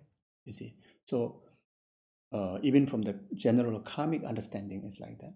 But from the point of view of actualizing the maximum benefit of natural clear light, then the virtuous mind at the time of dying is one of the most crucial, because that play like the switch. The people who already practicing tantra or guru yoga practices, then cultivating the inner guru, it will play like a switch. Inner guru is like your heart, guru's heart, deity's heart, like always, remembering oneness, never separated from you. Just remembering that, just remembering in that last moment of life that you feel the inseparable from your guru and the deity and the Buddha. So that will play the switch, or refuge. One of the practice of, you are just simply staying aware that you are absolutely under the protection of Buddha, Dhamma, Sangha, or under the protection of Buddha, like that. Whatever Buddha that you are so familiar, can be Tara, can be Medicine Buddha, can be Generation, just simply feel that you are absolutely under the refuge. So aware of the refuge at that time of death, that will play the switch, like that. Then, yeah. So, or if someone is, always familiar with the meditation on emptiness, then at the time of death, then just simply focusing on emptiness, not to mix everything, because there's no ability, rather will be confused. So that emptiness awareness will play the switch, or bodhicitta, or compassion, like that. So in that, so you see, so so that will lead to open the door to all the virtuous imprint that the clear light is carrying on, all the virtuous imprint, Dharma imprint. Then, will bring the possibility of realizing emptiness during the clear light experience. We will bring the opportunity to realize even Dhammakaya, become Buddha, during the clear light. Then, if that didn't happen in the intermediate state, there are seven deaths occur in the intermediate state. Each death occur, clear light experience happen, and during those clear light experience, then you actualize Buddhahood through Sambhogakaya. Death time through earlier death time, Dharmakaya. In the intermediate state, Sambhogakaya. If that also didn't succeed, then at least your next rebirth is very much defined because of the virtuous mind at the time of dying. Like even it can be just a refuge. Will define next rebirth as a precious human rebirth, where you can meet perfect Mayani Guru, perfect, have all the conducive conditions, like 8 freedoms and 10 endowments, like exactly what you have. Then that lifetime, there's a chances of actualizing Buddhahood and the Nirmanakaya form, like Shakyamuni Buddha. In the Theravadan tradition, Shakyamuni Buddha attained the Nirmanakaya within that lifetime. One ordinary person practiced the path, actualized Buddhahood, like that. like Geshe Tenzin, like Lama Atisha, like Shantideva, they attain enlightenment within one lifetime, like Milarepa. They are attaining enlightenment in Nirmanakaya form. So yeah, so you see, so the death gives all this opportunity. So surely, it is something exciting, something meaningful, and something that which is so precious experience. You see, so if we know that, then nothing to fear about that. If genuinely you understand this, then it's really nothing to fear about that. Yeah. So anyway, so you see, so Buddha's one of the kindness that we should remember is to the omniscient one through his own experience, not like believing in someone say so, not like that. Buddha himself at the beginning exactly ordinary like us, and through his effort he discovered unmistakably he discovered that our true nature is Buddha nature. So this is extremely important, and And for us to have access to this wisdom, it's not a simple thing.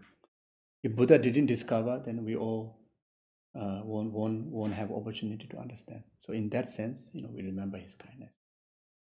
Oh, okay, now time is almost finishing. So no break also, so sorry. Okay, so we will have a good lunch break, okay? We can have double tea during lunchtime. Yeah, so then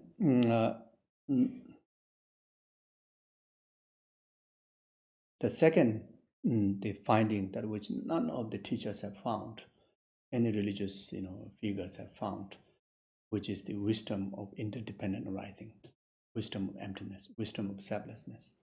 See? Before Buddha, even historically,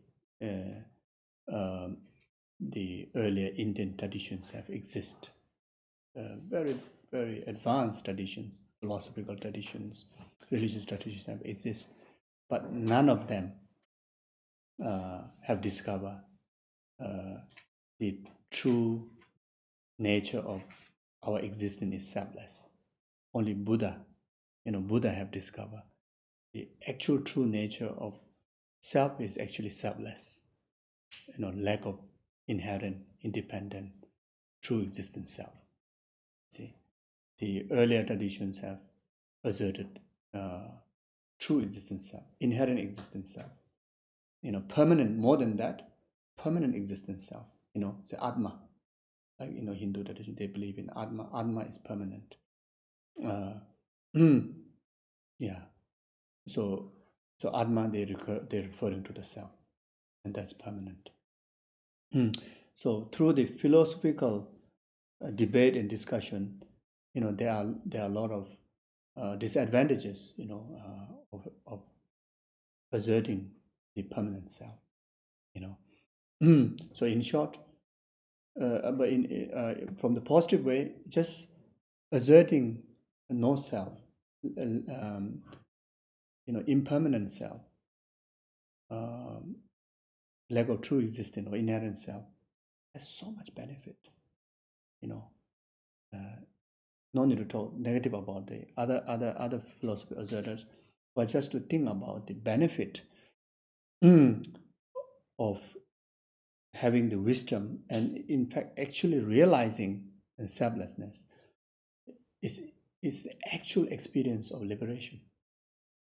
Actual experience of liberation comes from when you release the bondage of self-grasping. And living in the bondage of self-grasping, we already know how much tragedy that we have to go through, how much suffering that we go through.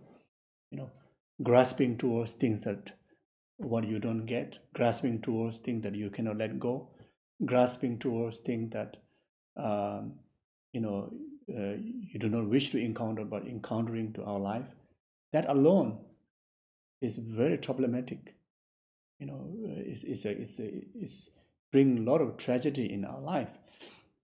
So if we just to have the idea of no self, actually you can feel lightness in your existence. There's certain lightness, like kind of 1 degree of chain is already released like that. Let's say even though we have not realized no self of inherent or true existence or independent existence, but at least we release one chain of the self of a permanent view of self. It already feel much more lighter, much more kind of so it's a great degree of freedom that you can able to experience. Saying here is you start to have a greater reason to accept in all the changes that happens to self.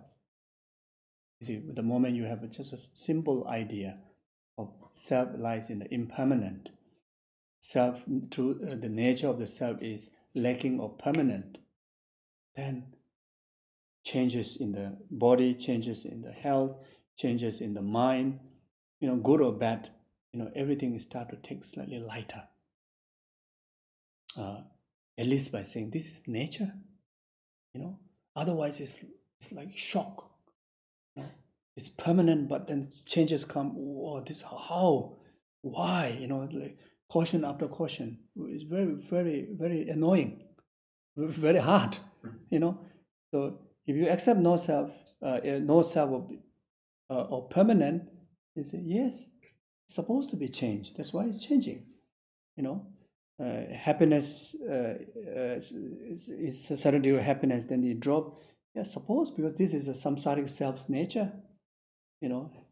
That's why we're supposed to experience the suffering of change. That's why we're experiencing it. But otherwise, has to be only happy. There's no chances to be unhappy. So anyway, so even with that, then can you imagine if we realize, no self of independent existence, then it makes everything sensible. Whatever encounter, events, relationship with people, everything makes sense. Entire karmic wisdom, illustrate very, very openly to your idea. Everything able to give an answer to that. Why this happened? Because of this, like that. It's so easy to accept. You see, and more than that, if we have a wisdom of lack of true existence, self lack of true existence, and unbelievable. It's almost like about to fly. Then wisdom of lack of inherent existence, then already floating, freely in the space like that. So anyway, so this wisdom is kindness of Guru Shakyamuni Buddha. And more than that, that will make possible for us to become Buddha, for us to get liberated. Without that, no antidote to eradicate the defilement. Then Bodhicitta is Guru Shakyamuni Buddha is the one that the Buddha have experienced the objective of Bodhicitta. Definitely possible. You can equip with this altruistic mind. Even in a Buddhist school, the lower school, they cannot have the courage to cultivate bodhicitta. There's also, even among the Buddhists, there are criticisms that the altruistic teachings are not Buddha's teaching. Mahayana is not Buddha's teaching. Even during his time, also have that kind of criticism. Even today, even how wonderful Buddha's teaching is to take care of self only. There are such believers also right there. But in actual fact, Buddha have become fully enlightened because of bodhicitta. If he didn't develop bodhicitta, he won't able to achieve. He may able to achieve arahat, but he may not able to achieve Buddhahood. You see, so revealing that such altruistic can be actualized even in such one ordinary person like us. Oh, this is an amazing gift, amazing opportunity that introduced to us. Can you imagine? Can you imagine if one's life is just only about oneself? Just totally ignoring the rest of the other being, including your father, mother, brother, sister. It would be so dark life, isn't it? It would be so close up, narrow life, isn't it?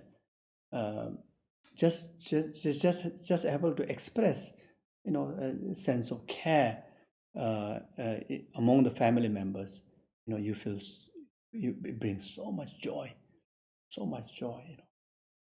And if you start to express beyond your family, having so many friends, it's so much joy, isn't it? It's like brings so much happiness. So now can you imagine that your heart can expand that love, compassion, entire numberless sentient being. Can you imagine beyond beyond human being, entire living being? Wow, it's how to say, it's the greatest joy, the greatest happiness. Even it is for your own self, that is the best tool to bring the maximum joy. maximum happiness. Even in the selfish thinking, you want to experience the maximum happiness, maximum joy. But if you go to search the tool beside bodhicitta, all has limitation. Beside great compassion, all has limitation. You cannot give the maximum joy. So you see, so now if you cultivate bodhicitta, then really bring the maximum, like beyond imagination, beyond calculation. You receive benefit and joy. So you see, and Buddha Shakyamuni Buddha, the Guru Shakyamuni Buddha is the one who revealed this teaching, who discovered this teaching. So unbelievable. So think of this kindness. Then we recite the prayer. So I think we do the prayer maybe next session. So yeah. Then the perfection of Wisdom Sutra, Heart Sutra. So Heart Sutra, Buddha have taught 84,000 teaching. The 84,000 teaching is taught for the purpose for us to understand the Wisdom Sutra, or to understand the ultimate Dharma, which is emptiness. The main the subject of the Wisdom Sutra is emptiness. See, Buddha have taught impermanent. Buddha have taught loving kindness, compassion. Buddha have taught 84,000 different methods, sutra and tantras. All is targeting to able to deliver the wisdom of emptiness. Teaching all this sutra and tantra, entire dharma to the disciple is eventually the disciple could understand emptiness. The disciple could develop the realization in emptiness, because that will only make possible liberation from the suffering. You see, so like that. So here, it says no eye, no ear, everything no, no, no. So here no, you have to meditate on, the at least no permanent eye, no permanent eye, no permanent eye, ear, nose, tongue. Then if capable more than that, then no independent eye, no independent aggregates, as a no independent samsara, no independent nirvana, no true existent I, no true existent aggregates, no true existent samsara, no true existent. So no is referring to no true existent. Then no inherent existent. If you have learned the understanding of emptiness according with Nagarjuna's teaching, or according with Pasangika school, then here, whenever you say no, then you reflect on the meaning of lack of inherent existence. In another word, whenever you say no, then you establish existent. Whenever you say no I, then you establish interdependent existent I. Merely label I. Or no I, actually meaning, I exist merely labeled by mind. Whenever you say no phenomena, like rest of the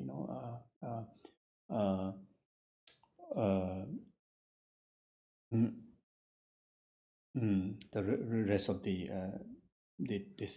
what you call 12 sources, including samsara, nirvana, etc. Then say samsara exists interdependently, by cause and such condition. No samsara, meaning samsara exists interdependent. No nirvana here, no nirvana here, no nirvana, meaning nirvana exists interdependently by right cause and condition. And if you even know the teaching, then let's say the cause and condition, meaning wisdom and path, is the one that causes and condition which, dependent on that, nirvana actualize. nirvana comes about. Interdependently exist in samsara, interdependent on the negative, karma, delusions, cultivation of that. That's why samsara exists. So reflecting on, Then, whenever you say no I, was it no? Yeah, no I, no samsara, etc. Uh, uh, the person, the I, surely able to be liberated from samsara because there's no inherent samsara, true existence, independent existence samsara. So you gain sense of conviction and understanding while reciting the sutra.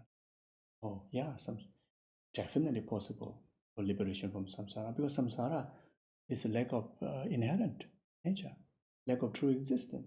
If just able to create interdependent cause and condition, surely I can be liberated. You cultivate those confidence. So, so like that. Tayatha gade parasangade buddhi soha.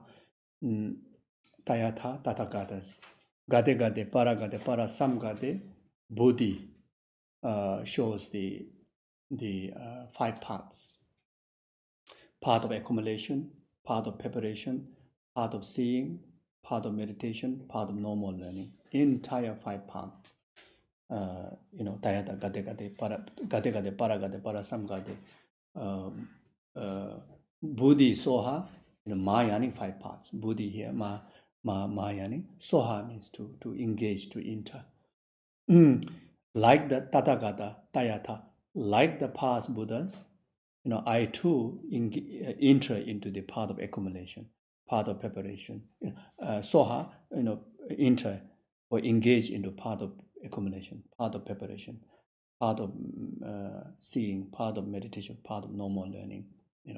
So these are the parts that make possible of enlightenment. So you see, so just at least simply, whenever you recite this mantra, then there are 5 paths that the stages that I should be traveling, towards enlightenment, towards liberation. So if you know about the 5 paths, then you can, or part of accumulation, then remind yourself, the needed of accumulation of 3 countless eons merit.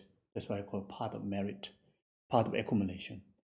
So in the part of accumulation, first 3 countless eon merit you accomplish there. That's why I call part of accumulation.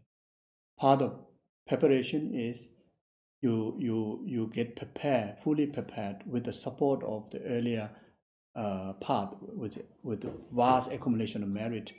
Then you're going to be capable to realize emptiness directly. That's why I say, in the preparation, fully preparation to realize emptiness directly. So when you reach the 3rd part, called part of seeing, you see emptiness directly. Means you realize emptiness directly. So what is the purpose of realizing emptiness directly? Then that leads to the 4th part, to meditate. Other than that, then just realize emptiness, then not a big deal. So realize emptiness is to use for some purpose. The purpose is to eradicate the defilement through meditation. So from the part of seeing onward, then the 10 grounds comes. 10 grounds, 10 bhumis, 10 grounds. So within the 10 grounds, then the defilement, delusion and the defilement, the obscuration of nirvana, obscuration of omniscience, all the negativities are divided into 9 portions, like a 9 baggage to throw away, 9 portions. Then the 9 boom, the 9 boom, then yeah. So the 10 boom is like a is like a, what is it? It's like a, rubbish truck that carry and collect all the rubbish and throw away. So like 10 different kind of like meditative labels, which are the antidotes. So what you meditate on, those meditative labels, meditation label, you meditate on emptiness. So you meditate on emptiness. So first level of the meditation, you directly open on to the negation. Second level of meditation, you totally bring into eradication and actualizing the cessation by negating the first portion of negativities or the defilement. Then you move to the second bhumi, So in between, there's a pause sessions, which is again to gather more merits in order to strengthen your meditation. So along the 10 bhumis, meditation stage and pause meditation stage. Meditation stage is to negate the negation. Pause meditation stage is to strengthen the antidote by accumulating more support, merit. So the practitioner during pause meditation engage into the earlier 6 parameters, earlier 5 parameters. They engage in practice of generosity, engage in practice of morality, engage in practice of patience, joyous effort, concentration. Then when they gather much merit out of it, then they go into session, meditation on emptiness. So that emptiness meditation become more solid. And those within that meditation, they divide 2 sections. First section, as mentioned before, directly open on to the negation. Like in the dark room, you stay on the light, so darkness disappear. But if you don't hold on until next morning when the natural light come, if you off the light will come back, the darkness will come back, isn't it? So therefore, the first stage of meditation is, how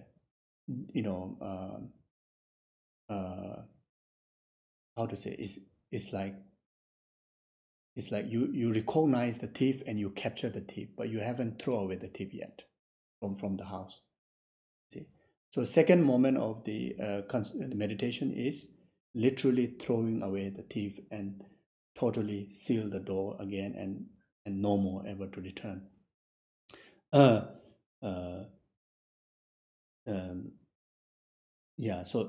the meditations are divided into two sessions like that. So then when you so that's how you progress in the path of meditation. Then after path of meditation, you achieve the number 5 path, which is called path of normal learning, normal job, to be trained, because everything actualizes perfection, which is part of normal learning is part of Buddha. So that means you achieve the Buddhahood. Then you achieve the 5th path, or part of normal learning. Everything becomes effortless. So transition from sentient being to Buddha is transition take during the meditation. During the meditation, you take the transition, not in a post meditation. When the transition take through meditation, once you achieve Buddhahood, Buddha ever remain in meditation. There's no time of Buddha not in the concentration. So Buddha can manifest. Buddha can do simultaneously both meditation and post meditation activities. So this is just like when you say Tayata Kate Kate Paragata Parasanga Buddha. So at least this is talking about 5 parts, and this is the part that I supposed to actualize. And during this 5 part actually is very much make up with the wisdom and method, So I have like just like reminder like that. And this is the also part where you have the transition from sentient being to Buddhahood. So we'll leave extensive imprint, like that. So you see, from the 10 bhumis, if you achieve the 7 bhumi, then all the delusion will be purified. No more delusion at all from the 8 bhumi onwards. Then when the 10 bhumi, then of course the defilements are also eradicated like that. So now there are there are two different kind of practitioner. One is go through Hinayana path, then enter into Mayanic path, 5 paths. One is directly enter into Mayanic 5 paths. So if someone entering into the Hinayana path, then later into Mayanic path, then delusion is there, no obstacle. Delusion already purified during the Hinayana path. So their main focus is to purify the defilement, the defilement to enlightenment, like that. But someone who is directly entering into Mayanic path, then when you achieve path of meditation in the 7 bhumi, then you eradicate the delusion. And when you achieve 8 bhumi, then entire delusion is purified. So like that. So just idea, and not to worry about it. Just some idea like that. Okay.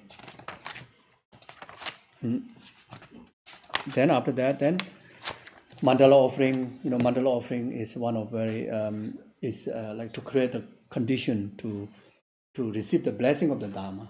Like Shakyamuni, Guru Shakyamuni Buddha, no one requested teaching. That's why he was unable to reveal the Dharma. Then the king Brahmin, blow the right conch shell and offer the Dharma wheel. It's like a Mandala offering. Then request the teaching. Therefore, Shakyamuni Buddha able to reveal the Dharma. Then sentient being able to receive the blessing of the Dharma and actualize Buddhahood, liberation, like that. Otherwise, Dharma will very much stay in the intellectual level, and Dharma cannot go into the heart. If there's no involvement of practices, meritorious practices, then more like scholar. It can become scholar, but cannot be liberated.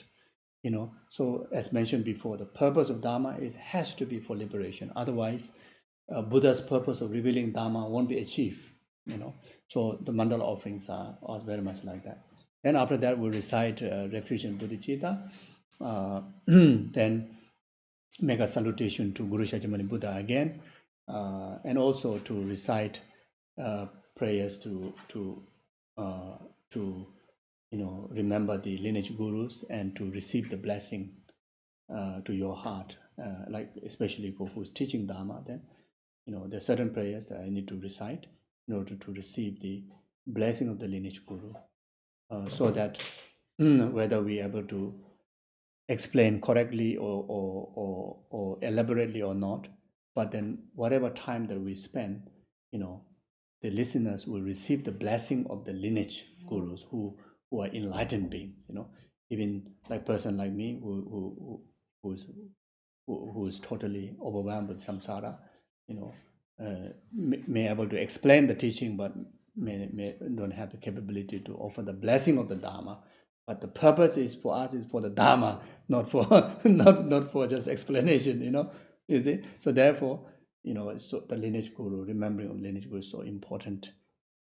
So that you will even didn't get anything intellectually, but then you receive abundance in the Dharma blessing. So if that happens, then we can surely go for party. Okay, we go for party lunch. Thank you. I stop here. Okay, see you later. We're going to stop until 2:30. Yeah, have enough time for you. Yeah, okay. Chanjo semjo rinpoche, maje panam jejuji, jawa nyamba, meba yang gone gondo peba sho, toni tawa rinpoche, maje panam jejuji, jawa nyamba, meba. Gone gondo peba sho, gare rawe, kowe shingam de pendan dewa, mali juwe, chere sewa, tenze jazo. Shabe se de bado tenjo je, tupso chanje jango jabe de, zijon pepe kunzo, dobo choson kowe, leme toro. Taso de je gondo shab den sho. Okay, thank you. Thank you. I think I try to bring our kids outside because it seems nice. Oh, yes. Breathe.